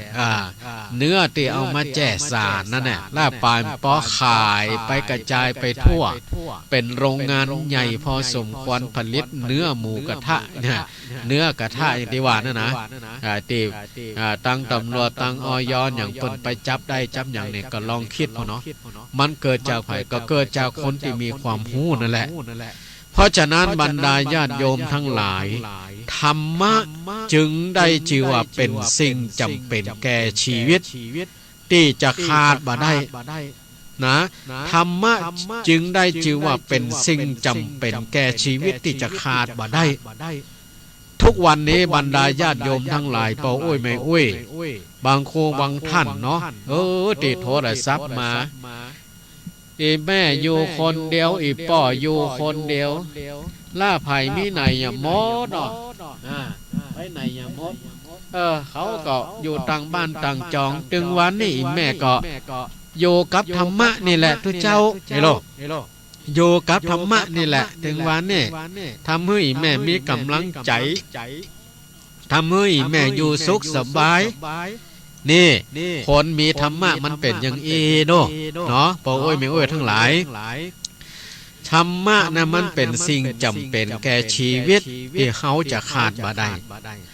แต่ก็แปลกก็แปลกก็แปลกว่าทำไมบ่ค่อยจะมีไผอู้ว่าธรรมะเป็นสิ่งจำเป็นกันเลยท่านทั้งหลายในกลุ่มผู้ที่ฟังธรรมะกันทุกคืนนี่อันนี้ก็คงจะบ่มีปัญหาเนาะคิดว่าธรรมะเป็นสิ่งจำเป็นธรรมะเป็นสิ่งจำเป็นวันใดบัดได้ฟังนี่นอนบ่หลับกินข้าวบ่ลำนี่หรอคนที่เป็นสนใจเนี่ยนะแต่คนส่วนมากบ่ค่อยจะมีไผอู้ว่าธรรมะเป็นสิ่งจำเป็นกันเลยตึงวันนี้ท่านทั้งหลายเฮาได้ยินได้ฟังคนโอ้กันนาหูว่าเรื่องกินสำคัญเรื่องกินสำคัญเรื่องเงินสำคัญเรื่องอาชีพสำคัญเรื่องกินเรื่องใหญ่เรื่องตายเรื่องเล็กเรื่องตายเรื่องกลางเรื่องตารางเรื่องเล็กเรื่องกินเรื่องใหญ่เรื่องตายเรื่องกลางเรื่องตารางเรื่องเล็กแต่จะมาโอ้ว่าเรื่องธรรมะสำคัญนี่บ่ได้ยินนะท่านทั้งหลายลองคิดว่าดีๆถึงวันนี้โอ้ธรรมะนี่เป็นเรื่องสำคัญเด้อธรรมะนี่เป็นเรื่องสำคัญไผขาดธรรมะแล้วโอ้เสียดายชีวิตที่เกิดมาเนี่ยเฮาได้ยินไผโลมาได้ยินไผโอ้นะนอกจากว่าตังศรัทธาญาติโยมที่เคยฟังสถานีคลื่นสีขาวนี่ก็คิดว่าธรรมะเป็นเรื่องสำคัญแต่ผู้ที่เปิ้นบ่ได้ยินบ่ได้ฟังที่เปิ้นบ่สนใจเนี่ยเปิ้นบ่สนใจนี่นะเปิ้นบ่คิดแล้วว่าธรรมะเป็นเรื่องสำคัญเรื่องปากเรื่องต้องสำคัญเรื่องกินสำคัญเรื่องการเรื่องนั้นสำคัญเปิ้นจวนไปกินไปทานไปเตอะไปเตอะเรื่องกินเรื่องทานเรื่องธรรมะเป็นคนปะ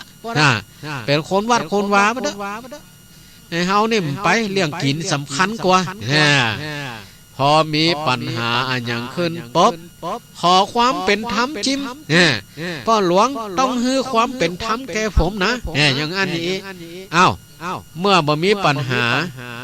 ยังบ่เรียกร้องความสำคัญยังบ่เรียกร้องความสำคัญเราสำคัญกว่าเราสำคัญกว่ากินสำคัญกว่าอ้าวก็ย่ำไปเรียกร้องเรื่องเหล้าเรื่องยาเรื่องกินปุ่นเนี่ยมันเป็นอย่างถึงวันนี่เนาะท่านทั้งหลายเรื่องกินสำคัญเรื่องเงินสำคัญเรื่องอาชีพสำคัญทั้งที่ว่าทุกเมื่อเชื่อวันเขาเองก็อาศัยธรรมะดำรงชีวิตอยู่ก็โดยธรรมะถึงมีความสุขก็เพราะธรรมะแท้ๆแหละธรรมะแท้ๆแหละ เหมือนกันคนตีโอถึงธรรมะแต่มักจะโอว่าธรรมะคือยาเบื่อเนี่ยบางคนก็ว่าธรรมะคือยาเบื่อ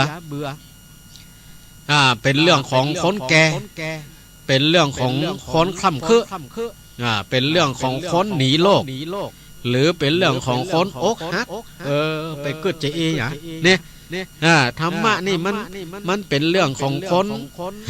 ของคนแก่พ่นเป็นเรื่องของคนแก่นู่นเป็นเรื่องของคนคล่ำคือพ่นเป็นเรื่องของคนหนีโลกพ่น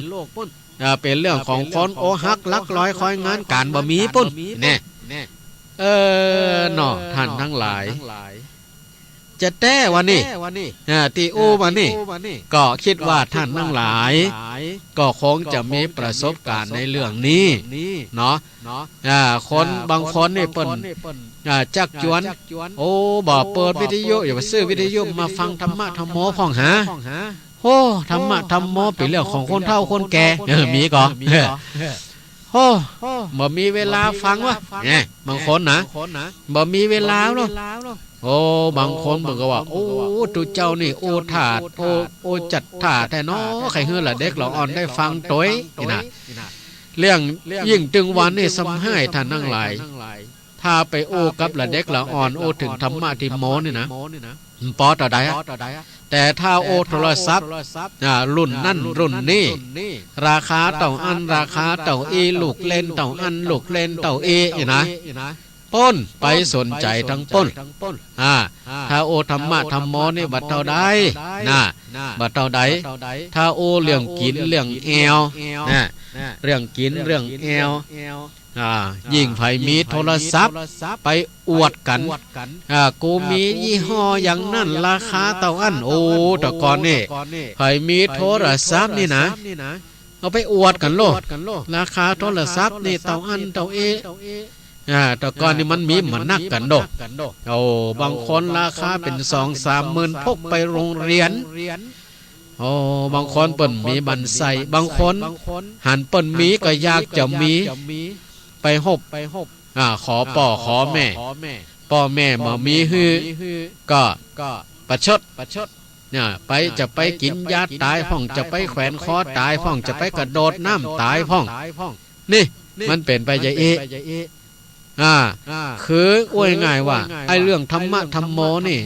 คือมันบ่สนใจบ่สนใจบ่สำคัญโอ้ถึงละเด็กละอ่อนไว้รุ่นอย่างนี้ก็ธรรมะนั่นถือว่าเป็นของอาภัพสำหรับเขาถ้าโอ้ถึงธรรมะนี่นะทั้งตีว่าธรรมะเป็นสิ่งจำเป็นทุกวันการดำเนินชีวิตเฮาก็ต้องการความดีเฮาต้องการความถูกต้องเฮายังต้องการอยู่แต่เฮาบ่เข้าใจเฮาบ่เข้าใจทั้งที่เฮายังมีความต้องการอยู่ต้องการความถูกต้องเฮาก็ยังต้องการอยู่ต้องการความดีเฮาก็ยังต้องการอยู่แต่อยากได้ดีบ่ทำดีนั้นมีมากก็อย่างที่ว่าอยากได้ดีแต่บ่ทำดีนั้นมีมากมีแต่อยากหากไม่ทำก็ขำหนอเนี่ยอยากได้ดีไม่ทำดีนั้นมีมากดีแต่อยากหากไม่ทำหน้าขำหนอเพราะจะอันถ้าอยากได้ดีต้องทำดีอย่ารีรอมัวแต่ขอรอแต่ดีไม่ดีเลยฉะนั้นบรรดาญาติโยมทั้งหลายธรรมะจึงมีความอาภัพในตัวเองในสายตาของคนทั้งหลายนะธรรมะจึงมีความอาภัพในตัวเองในสายตาของคนทั้งหลายที่บ่ได้สนใจบ่ได้สนใจมียศมีตำแหน่งมีความรู้มีการศึกษาแต่ขาดธรรมะจึงมีความอาภัพในตัวเองในสายตาของคนทั้งหลายเช่นเดียวกับปูนที่ได้โอมาแล้วว่าปูนก็มีความอาภัพปูนก็มีความอาภัพ ในตัวของมันแต่ตรงกันข้ามปูนก็ยังเป็นข้อเปรียบเทียบสำหรับคนที่ทำความผิดสอนอยู่เบื้องหลังว่ากินปูนห้อนต้องไปอย่างอีปูนก็ได้ชื่อว่ามีความอาภัพอย่างนี้ธรรมะก็มีความอาภัพในตัวเองในสายตาของคนที่บ่ได้สนใจธรรมะบ่มีศีลบ่มีธรรมคิดว่าธรรมะมันบ่ใจเป็นของสำหรับตัวเองธรรมะเป็นของสำหรับคนแก่ธรรมะเป็นเรื่องของคนคล่ำคือธรรมะเป็นคนเป็นของคนหนีโลกธรรมะเป็นของคนอกหักไปทำนองนั่นแหละบางทีก็ผ่านไปว่าไอ้โมติบวชเท่าบวชแก่เนี่ยน่ะบวชเท่าบวชแก่เนี่ยมันหนีกันเนี่ยหนีนี่หนีศีลหนีสังขารหนีโลกชันลาหนีอย่างนั่นอย่างนี้มันไปเปิงวัดเปิงว้าเนี่ยเหมือนมันก็ออกมาไปอยู่เหมือนได้ยังไงบางคนก็ว่าไปจานเนาะบางคนเปิ่นมีเจตนาที่จะตั้งอกตั้งใจมาบวชเพื่อทดแทนบุญคุณพ่อแม่เพื่อสืบต่อพระพุทธศาสนาบางคนมันบ่กึดจะอ่านเพราะฉะนั้นบรรดาญาติโยมทั้งหลายอาภัพเหมือนปูนธรรมะจึงมีความอาภัพในตัวเองในสายตาของคนทั้งหลายที่ไม่มีธรรมะเหมือนกับปูนที่มีความอาภัพที่มีความอาภัพอย่างที่ไปตะกี้เนาะไปตะกี้บรรดาญาติโยมทั้งหลายฟังในค่ำของคืนนี้มันเป็นอย่างใดพ้องอาภัพธรรมะประยุกต์ซึ่งคืนนี้ก็ได้มานำเสนอแตนรายการธรรมะสำหรับคนนอนดึกของตุลุงดอยที่เปิ้นติดภารกิจก็ได้มาดำเนินรายการแตนเอารายการธรรมะเพื่อชีวิตคือการดำเนินชีวิตที่มีธรรมะเป็นเครื่องยึดเหนี่ยวจิตใจมาดำเนินรายการแตนรายการแตนคืนนี้จึงได้นำเสนอธรรมะประยุกต์ในเรื่องอาภัพเหมือนปูน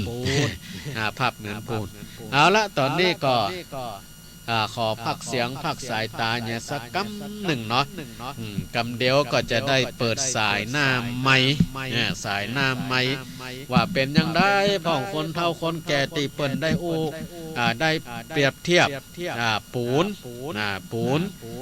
ว่ามีความอาภัพเหมือนกับคนที่ไร้ธรรมะบ่มีธรรมะ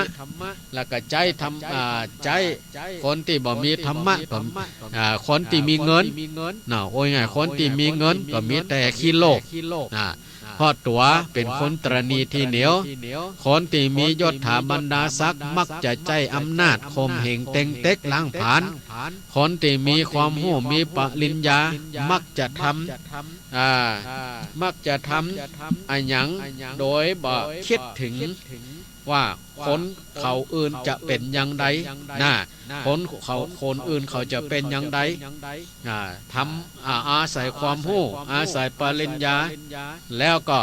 ทำอันอย่างลงมาเพื่อจะเอาอย่างเดียวบ่ได้คิดว่าคนอื่นจะเป็นอย่างใดนี่คนขาดธรรมะตอนนี้จะขอพักเสียงเนี่ยสักกำหนึ่งเนาะกำเดียวก็จะได้เปิดสายหน้าไมค์เด้อ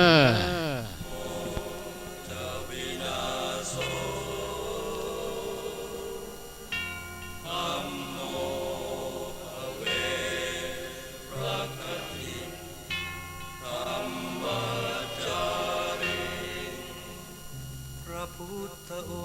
งค์ท่านทรงตรัสรู้เป็นสัพพัญญูตรัสสอนความจริงว่าธรรมะย่อมชนะทุกสิ่งเป็นที่พึงพิงแก่ผู้ประพฤติชอบธรรมธัมโม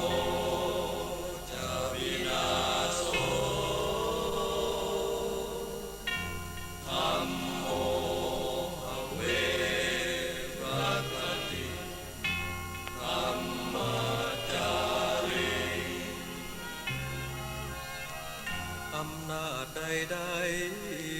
ตามย่อมถึงความพินาศถ้าขาดธรรมะประจำไม่มีใครอยู่ค้ำฟ้าเราต่างเกิดมาใช้กรรมจงอยู่ในศีลในธรรม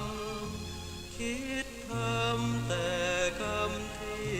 ดีธัมโมจะวินาโสธัมโมภเวรัคติธัมมาจาริธรรมส่องสว่างสู่ทางสุขสีคำจุนโลกนี้นิรันดร์ธัมโมจะวินาโสธัมโมภเวรัคติธัมมาจา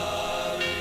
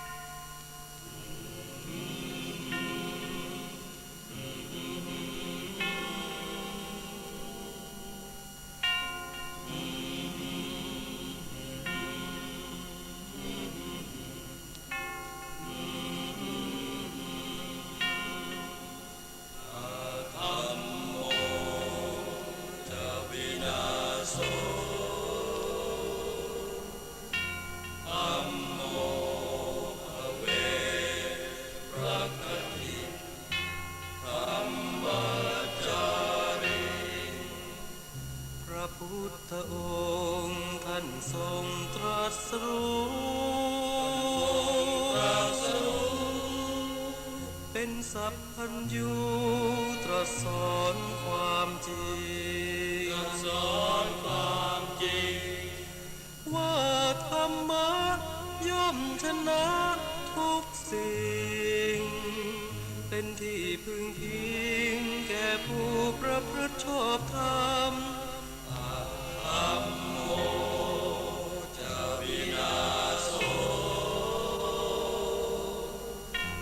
ธัมโมภเวรัคติ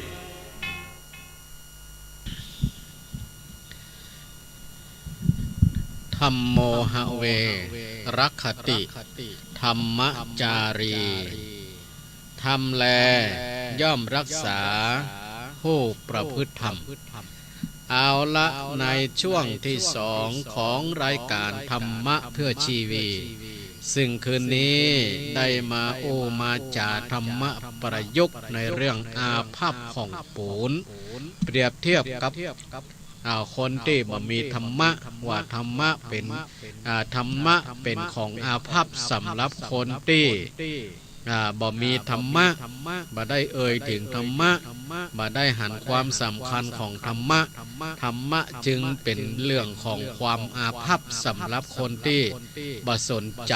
เนาะเอาละตอนนี้ก็จะได้เปิดสายให้ท่านทั้งหลายก่อนที่จะได้เปิดสายก็ต้องขอขอบคุณและอนุโมทนากับตังเจ้าของสถานี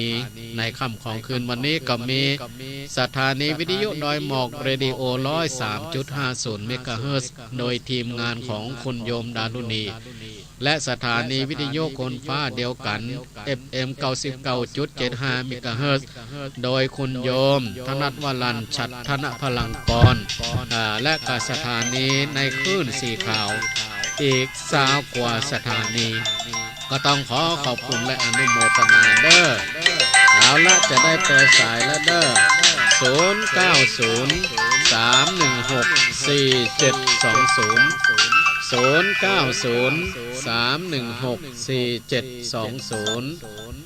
้าวสายที่หนึ่ง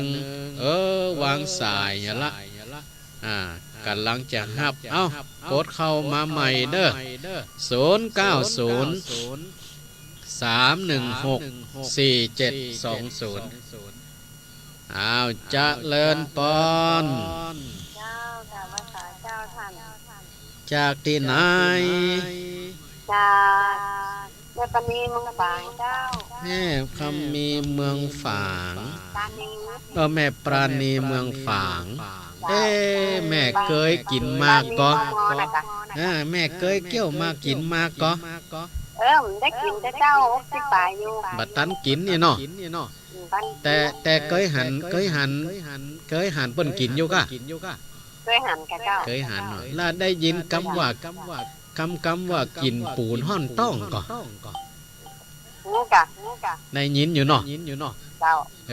อันนี้มันเป็นคำเปรียบเปยเป็นคำเปรียบเทียบทั้งติบปูนเนี่ยกินกับหมากได้ยินคนเฒ่าว่าถ้ามันขาดปูนมันถึงบ่ล้ำอยู่กะ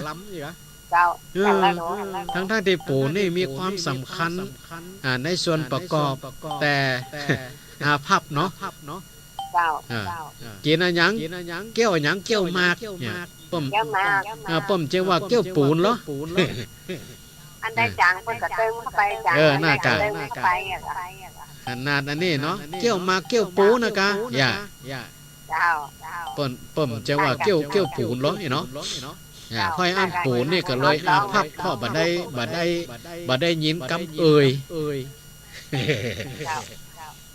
สาธุอนุโมทนาท่านพระครูไว้เนาะอันที่ว่าพอชวนเขาไปที่นั่นที่นี่เขาเรื่องเรื่องน้ำมาทำมือถ้าเขาบาสมมติว่าคนแบบคนเขาอย่างนี้เขาตึ้มเลี้ยวแรงเขาลูกมาเห็นแล้วกันน่ะกะมันกะถ้าจะว่าไปมันก็เป็นกรรมของภัยของมันเนาะเจ้า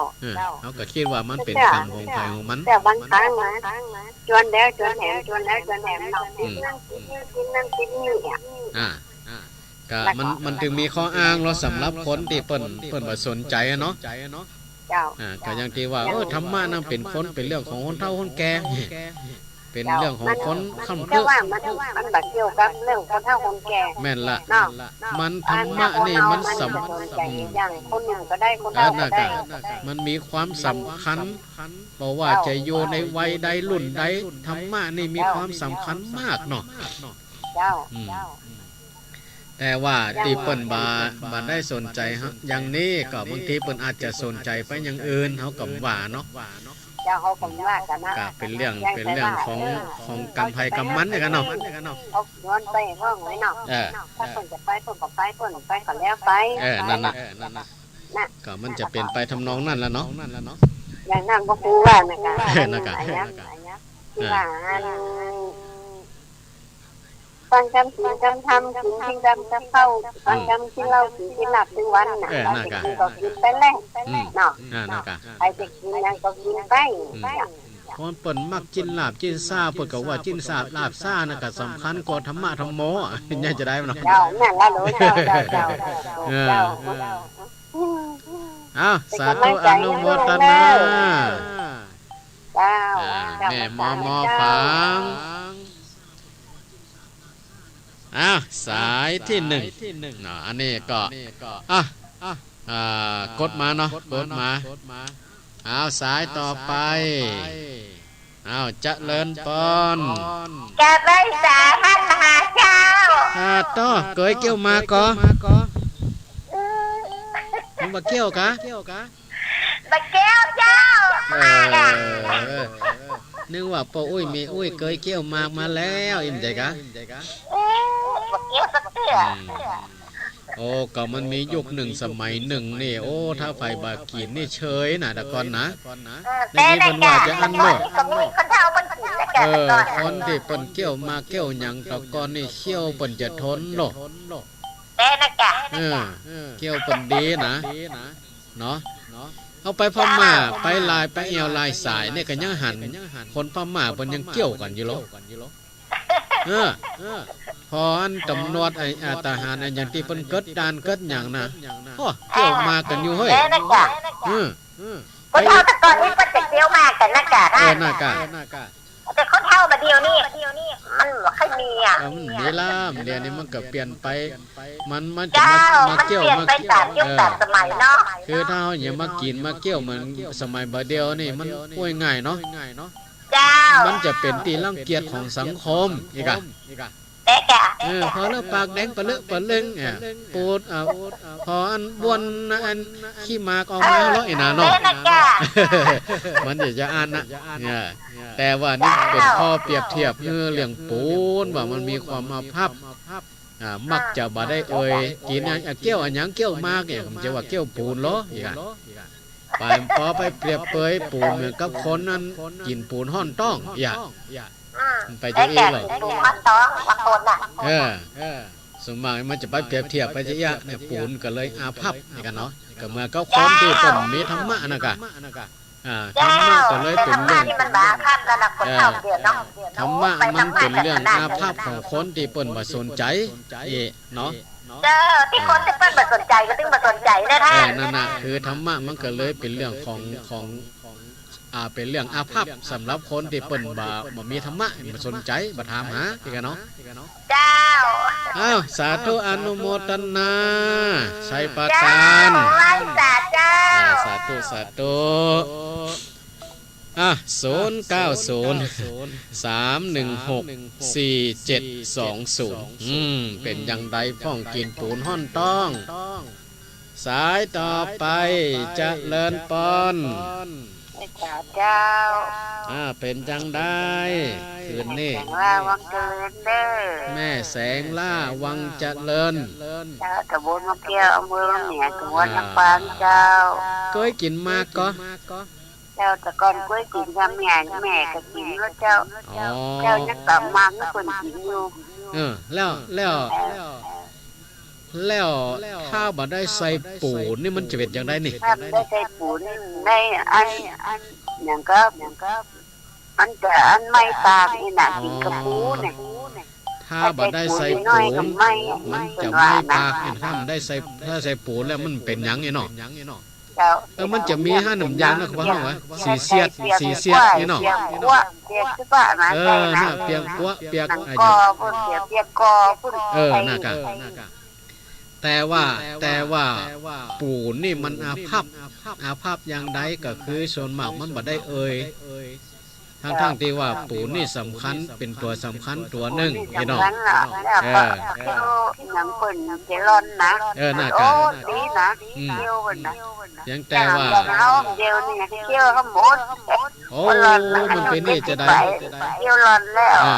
แต่ว่าบ่เดียวนี่เปิ้นก็เอาไปเป็นสูตรผสมเป็นยาสีฟันสูตรผสมมันใจมันเอาเปียกควายที่นี่แค่นั่นน่ะก่อนสำคัญไปเฮือเปิ้นเนาะแต่ก่อนไปแอวแท้แอวปลาก็เคยเซาะเฮือนไม่อุ้ยอยู่นะ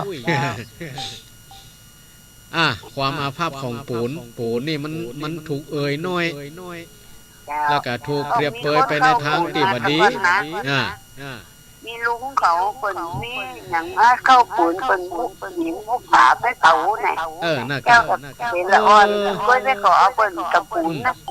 เวลาซาบ่เขียแจ้เนี่ยเพิ่นยังเอาแจ้น้ำปูนมันก็เจ้าบ่คือมันหืนเนาะเจ้าเนี่ยขนาดซาบ่เขียแจ้เอาแจ้น้ำปูนยอดสุดยอดขนาดแล้วไปเปรียบเปยว่ากินปูนห้องต้องนี่กันเนาะแจ้น้ำปูนคนตะก่อนนะน่ากะเป็นปีนกายของเจ้าโลกเป็นขโมยนะเป็นว่าอันต้อง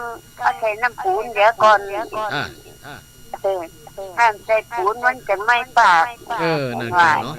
มันจะเนื้อนี่นะก็แต่นะเนาะอันนี้เคยใส่ทราบว่าแค่แจ้กันเอาแจ้น้ำปูนี่ก่อนนะเจ้าจริงปูนมันมีสรรพคุณมากกันเนาะ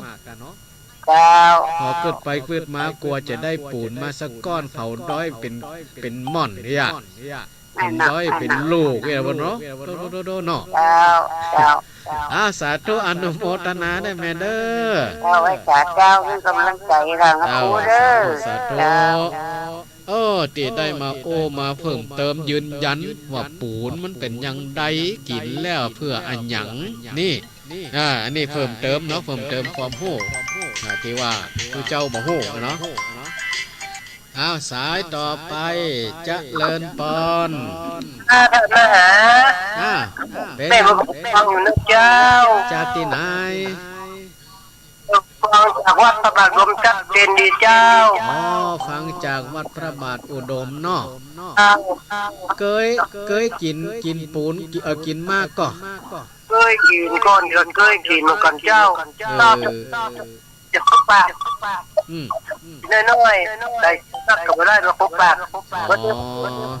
ก็เป็นเอาเขี้ยวมันมามีคนท่อบดเดียวนี่เขี้ยวบอกให้มีบอกให้กินปูมากินนาพระบดเดียวนี่มันเกี่ยวบดได้เนาะได้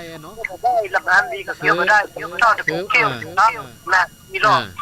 คือถ้ากินถ้าเกี่ยวถ้ามันอยู่ในสังคมที่เปิ้นบ่กินมันก็จะเป็นที่รังเกียจของสังคมอีกเนาะแม่เนาะวันบ่ได้ดอกเกี่ยวมากก็ว่ามื้อเซอร์อีกนั่นน่ะพอมื้อเซอร์เกี่ยวมากอยู่อีกอ่ะบ่ดอดน้อยๆบ่ได้ของยังเกี่ยวมันกันหมดในมื้อเซอร์เนี่ยน่ากะเขาบ่แปรงฟันโลกเขาก็เลยเกี่ยวมากมันเคี้ยวมันทนอยากเกี่ยวขอโทษดีอ่ะแล้วมันดับกินปากได้ตัวแม่นบ่เกี่ยวมันดำกระลุงตึงเกี่ยวมันดำเกี่ยวมาเกี่ยวหยังนี่มันดับกินได้เนาะมันมากเพราะหยังมันบ่ได้แปรงฟันนะน่ากะมันได้แปรงฟันน่ะ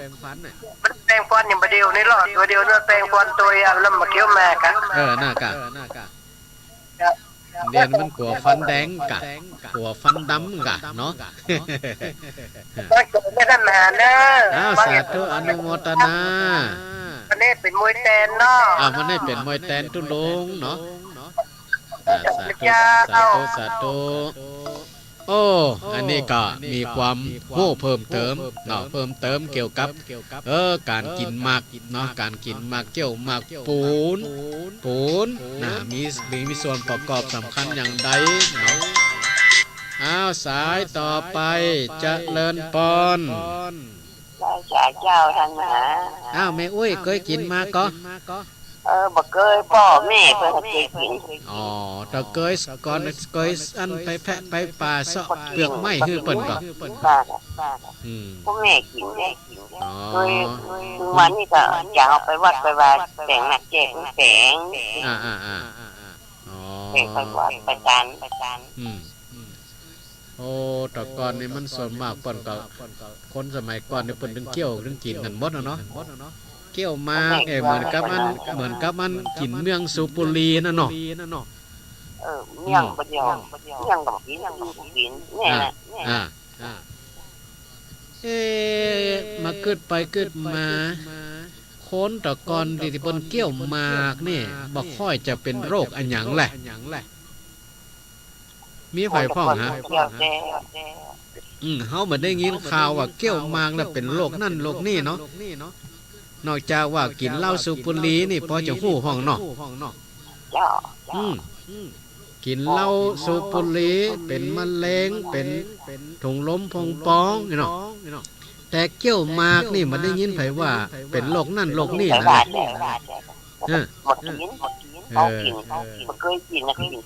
น่ากะ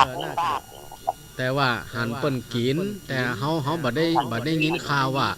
กินมากนี่เกิดจากเป็นโรคนั่นโรคนี่เกิดจากกินมากนี่เฮาบ่ได้ยินน่ะเนาะ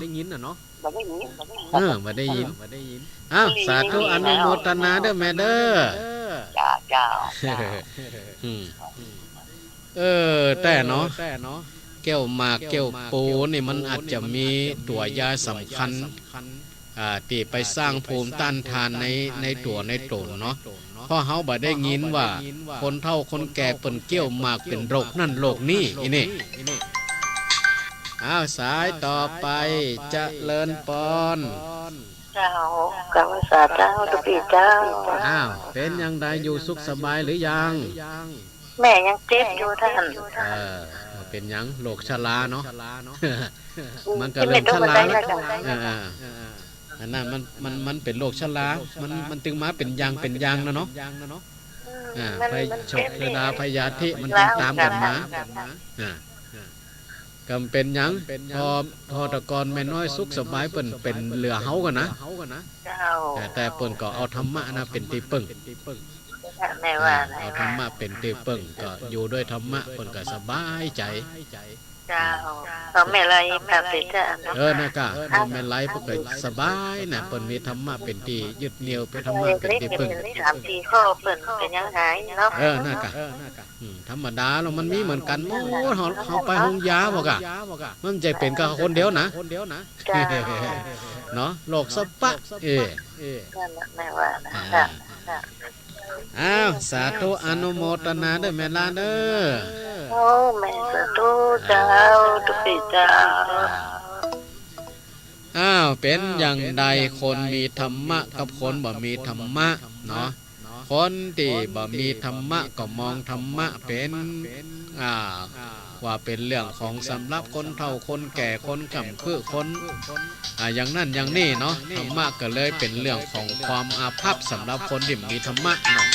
แต่ธรรมะเป็นเรื่องจำเป็นสำหรับคนที่มีธรรมะสายต่อไปจะเลินปอนแม่อุ้ยฟังอย่างนะเจ้าแม่อุ้ยเสมอแลเจ้าแม่อุ้ยตะกอนกินมาก็แม่อุ้ยเป็นสาวนี่2คนเป็นเพื่อนนี่กินเจียวเล่นเนอะแล้วก็เมาปูนเนอะอันปูนนี่กินแล้วเมาได้กะใส่ใบปูใส่สีเสียใส่เปลือกไม้กอไม้มื่นแล้วที่มันเมาเนี่ยมันเกิดจากตัวหยังปูนใส่นักไปเนาะมันผสมหลายอย่างแล้วมันเก็บเกี้ยวแล้วเมาแล้วก็อมคายกว้างแหละพูดถึงว่ามันเมาแล้วก็คายกว้างละกินเนี้ยก็อุ้ยเขา2คนเป็นเพื่อนเนี่ยเนี้ยก็อุ้ยเขาเกี้ยวปากเนี้ยก็อุ้ยเขาหน่อยลองเกี่ยวคอยเนาะละอันปอุ้ยไม่อุ้ยเพิ่นว่าจะได้เฮากินแล้วเฮาเมาเนี่ยเปิ้นเจียวเคี่ยวเปิ้นน้ำเรื่องเนอะเปิ้นมันร้อนแล้วป้ามอนเปิ้นตายเปิ้นเคี่ยวเปิ้นจ้าร้อนน่ะแล้วเวลาเปิ้นอันนี้เปิ้นก็เอาเปลือกไม้เนาะคัดแม่นบ่ไม่ก่อแล้วไม่มื่นแต่แล้วเปิ้นเอาเคี่ยวตัวเคี่ยวตัวเวลาเปิ้นจะบ้อนปากบ้อนหยังเปิ้นก็เอาเปลือกนั่นคัดเคี่ยวได้แม่นบ่จ้ะแล้วก็เปิ้นมีบอกเป็นตองตองเหลืองเนี่ยเปิ้นเอาตำเนาะไม่แกงตำเนี่ยตำเพื่อมันแล้วแล้วก็เปิ้นก็ยูออกมาก็เคี้ยวแบบนี้จ้ะโอ้ป้ามอนนี่ป้ามอนไม่อุ้ยคนนี้เปิ้นเคี้ยวมาเคี้ยวเมี่ยงนี่นะไม่อุ้ยจริงนั่งตักกันน่ะอมขี้เมี่ยงกันนะอมขี้เมี่ยงขำปากวันนั้นนะแต่ก่อนก็เลยมีพยาปัญญาพยาหม้อนะแต่ก่อนก็ลูกกินนั่นขี้เมี่ยงนั่นในปากอีพ่อก็อีแม่เหมือนกันนะก่อนนะแต่ไม่รู้ถูกผิดว่าต้องไม่รู้คนเยอะเนอะพยายามว่านะเดี๋ยวไหนอย่างก็ให้หูหน่อยกันได้ข้อมูลเพิ่มแล้วว่าอันเกี่ยวหมากเมานี่เนาะคือผมมีประสบการณ์ตั้งนี้แต่อยากได้ยินเนาะคนเฒ่าแก่ประตูกันนี่กันเนาะเป็นตับไปก่อนละแต่ว่าเอาใส่แล้วก็เจียวแล้วเป็นตับให้มันแล้วน้อยมันแล้วไอ้เนาะใส่สูตรผสมอย่างทุกอย่างนะตำสูตรกัน5เนาะมันจะได้เกี่ยวง่ายก็หาเจ้าเป็นกำลังใจท่านผู้หานะเจ้าสาธุเจ้าเป็นว่าถ้าบ่เคยเกี่ยวบ่เคยกินมากนี่ก็เมาเหมือนกันเด้อเมาเหมือนกันใส่นักก็บ่ดีใส่น้อยก็บ่ดีมันครบปากนี่เนาะหมายความว่าปูเนี่ยก็ต้องใจใส่พอประมาณใส่นักก็บ่ได้เนาะบ่ใส่เลยก็บ่ล้ำเหมาะอีน่ะบุญว่านะสายต่อไปเจริญพร ร้อยจ่าครับ ป้าที่ไหนฮะ แม่เรียบตำบลชุกชายอำเภอได้หลวงจังหวัดเชียงรายครับ โอ้ป้อเคยเกี่ยวมาก่อ ฮะ เคยเกี่ยวมาก่อตะก่อน ตะกอนนี่ก็เคยกินของแม่กินจ้ะ อ๋อกินอยู่เนาะ เวลาใส่ปูนนักเป็นว่านะ ฮะ ใส่ปูนนักบ่ได้ใส่ปูนนักเนี่ยเป็นไรล่ะ จะได้บ่มหื้อใส่ปูนนักอ่ะ มันกินปูนฮ้อนไข่แบบฮ้อนไข่ฮ้อน อ๋อ เป็นว่านะ นั่นจึงเป็นคำเปรียบเปยว่ากินปูนห้อนต้องมันเป็นจะเนาะ ข้าว ถ้าใส่นักมันจะห้อนต้องอีเนาะ ข้าว นั่นโล ข้าว มัน ตั้งใจเปียกขาดด้วยนะ เปียงหาดเนาะ ข้าวเปียกขาดเปียกคำเป็นว่าของเขานี่จะเปียกขาดเปียกคำป้อนะ รักษาอันยาคืนนิดหน่อยนะ อ๋อแม่นละยาคืนเนาะ ข้าวแล้วประเดี๋ยวนี้เป็นยาคืนประเดี๋ยวนี้มันให้ดีเนี่ยยาคืนประเดี๋ยวมันจังใช้ยาเนาะ โอ้มันจึงแน่นอนนะเนาะยาบาเดียวเนาะ แต่ก่อนเป็นไม่ได้ใช้ยุทธยาเป็น คือแต่ตอนนี้เปิ้นปลูกเอาไว้กินเนี่ยแล้วมาเดียวมันเปิ้นปลูกไว้ขายอ่ะ เอาจากอันเปิ้นเอาจากโรงงานจากอันเนี้ยเราเปิ้นส่งอย่างมาฮื้ออ่ะแต่ก่อนปลูกกัน แต่ก่อนเป็นเนี่ยแล้วก็เป็นเลือดตั้งปลายโอเคเลยนะเป็นเอายาคืนโนเป็นมือออกนะเป็นอย่างนี้ยาคืนนี่เป็นว่านะ โอ้ได้ข้อมูลเพิ่มแม่นะว่ากินปูนนักมันห้อนต้อง เขาใส่ปูนนักนะใส่ปูนนักแบบนี้นะฮ้อนท้องมันว่านะนั่นกันนะเนาะเนี่ยกะคำเปรียบเปยที่ว่ากินปูนห้อนต้องสำหรับคนที่ทำอย่างความผิดแล้วก็ปิดบังไว้อีกอะเวลาเปิ้นโอ้เปิ้นจ่าอย่างมาหัวเปิ้นจะโห่ไอ้กะวายขึ้นมาก็เลยเปรียบเปยกับกินปูนห้อนต้องอีเนาะมันเป็นจังนี้เฮ้ยเข้าใจละคำเปรียบเปยนี่นะมันเป็นอย่างนี้ลูกเดี๋ยวนี้ปออายุเท่าใดละอายุ70แล้วครับโอ้70นี่นี่เลี้ยงปูนเลี้ยงมากเลี้ยงหยังนี่ก็ฮู้จะเดียอันเนาะจังรักกินของแม่เองกันทำไมตะก้อนจะเชื่อกันไม่มีขันหนักขันกูอย่าเนาะแม่นละอันนี้มันเป็นอันนี้เป็นเก้าเป็นกูนะคนก่อนนะเนาะมันต้องมีขันมาขันเมี่ยงขันหยังไปสู้กันได้หรอขันมาขันยาเนาะขันมาขันยาโลอันนี้มันเป็นสื่อในการต้อนรับแขกโลกในใจต้อนรับแขกน่ากะเข้าท่าป่อกินปูนห่อนต้องกินปูนห่อนต้องสาธุดังกันเด้อเนี่ยมีความรู้มาแพร่ผายกันเนาะป่อเนาะ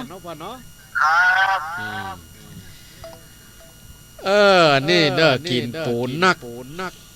ถ้าปูนนักใส่นักก็บ่ดีมัน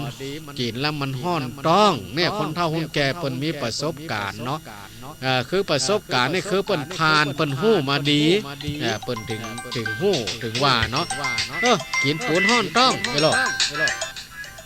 สายต่อไปเจริญปอนจากแม่สายเจ้าพระมหาอยู่แม่ทองจากวันทองวันเลิศอยู่แม่สายทองนะเจ้าแม่สายทองเคยกินมาก็อันก็บ่เคยได้เจ้าซึ่งแม่ก็ไปดอยภาษาเอาเปิดยากเปิดว่าเปิดยากมันมื่นดีว่ะเปิดกิ้วจะเปียกหยังก็เปิดก่อนเปียกแก้จังกอยางคืนนี่นะคือหมายความว่าเปลือกไม้แต่ละตัวนี่มันเป็นตัวเด้เจ้าคล้ายๆว่ามันจะไปปรับนั่นเนาะคือมันไปปรับไอ้อมหมากนั่นคือมันสมดุลกันเนาะเจ้าใส่ปูนนักของคบปากเองเพื่อนใส่ปูนนักกับคบปากห้อนต้องอย่างป่อว่าตะกี้กินใส่ปูนจะไปใส่ปูนนักเด้อมันจะห้อนต้องเห็นเนาะมันต้มใบปูก็เจ็ดใส่เจ็ดใต้เสนอกันน่ะกะ แต่เราหันบนเจ็ดไส้เจ็ดเหนือแต่เนาะผมใจไส้นักนะเนาะ เจ้ายังมีอยู่ปูยังปลูกในบ้านอยู่ อ๋อ เจ้าเอาไว้ใจกันใจงานนะก็มีการมีงานทุกคนมาคอกันนี่กัน โอ้ดีละปลูกไว้รักษาไว้มันก็เป็นตัวยารักษาฟันเหมือนกันเนาะ มีต้นหมากต้นปูมันโมดมันจุ่มสีเย็นนั่นนี่แม่นละ ต้นมะพร้าว มีต้นหมากต้นปูมีหยังไว้กับบ้านกับจอม ส้ม มันก็ถึง จื ดี ด ละ ยังมีเจ้าคนมาเก่าส้มจืดเจ้าเข้ามหาสัพสิทธิ์วัดจังกรรมก็เอาไปปลูกมันคงมีหน่วยแล้วก็ออกคนได้ไปจืดบ้านก็เอาต้มอาบเจ้านั่นมาเก่ามาเดิมนะเจ้าโอ้ดีละนะแม่เนาะก็มีความรู้มาฝ่ายแพรกันเอาแต่เอกก่อนนะแม่เนาะเวลาจะหมดเวลาแล้วเนาะสาธุเอาละตอนนี้ก็เวลากับหมดเวลาท้ายที่สุดนี่ก็ขอรัตนาคุณของพระพุทธพระธรรมพระสงฆ์คุณงามความดีอันเกิดจากการฟังจงมาที่บานทักษาให้บรรดาศรัทธาญาติโยมทั้งหลายเจริญไปโดยอายุวันนะสุขภละปฏิภาณธนสารสมบัติทุกคนทุกท่านเถิด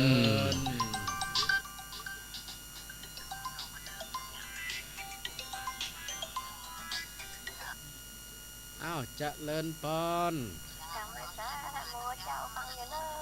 ฟังอยู่แหละตะกี้เราขวัญแล้วนะเป็นไรเดี๋ยวอันมาอันเดียวอาจารย์มายงว่าอาจารย์ลดเป็นร้อยปลายมาข้าว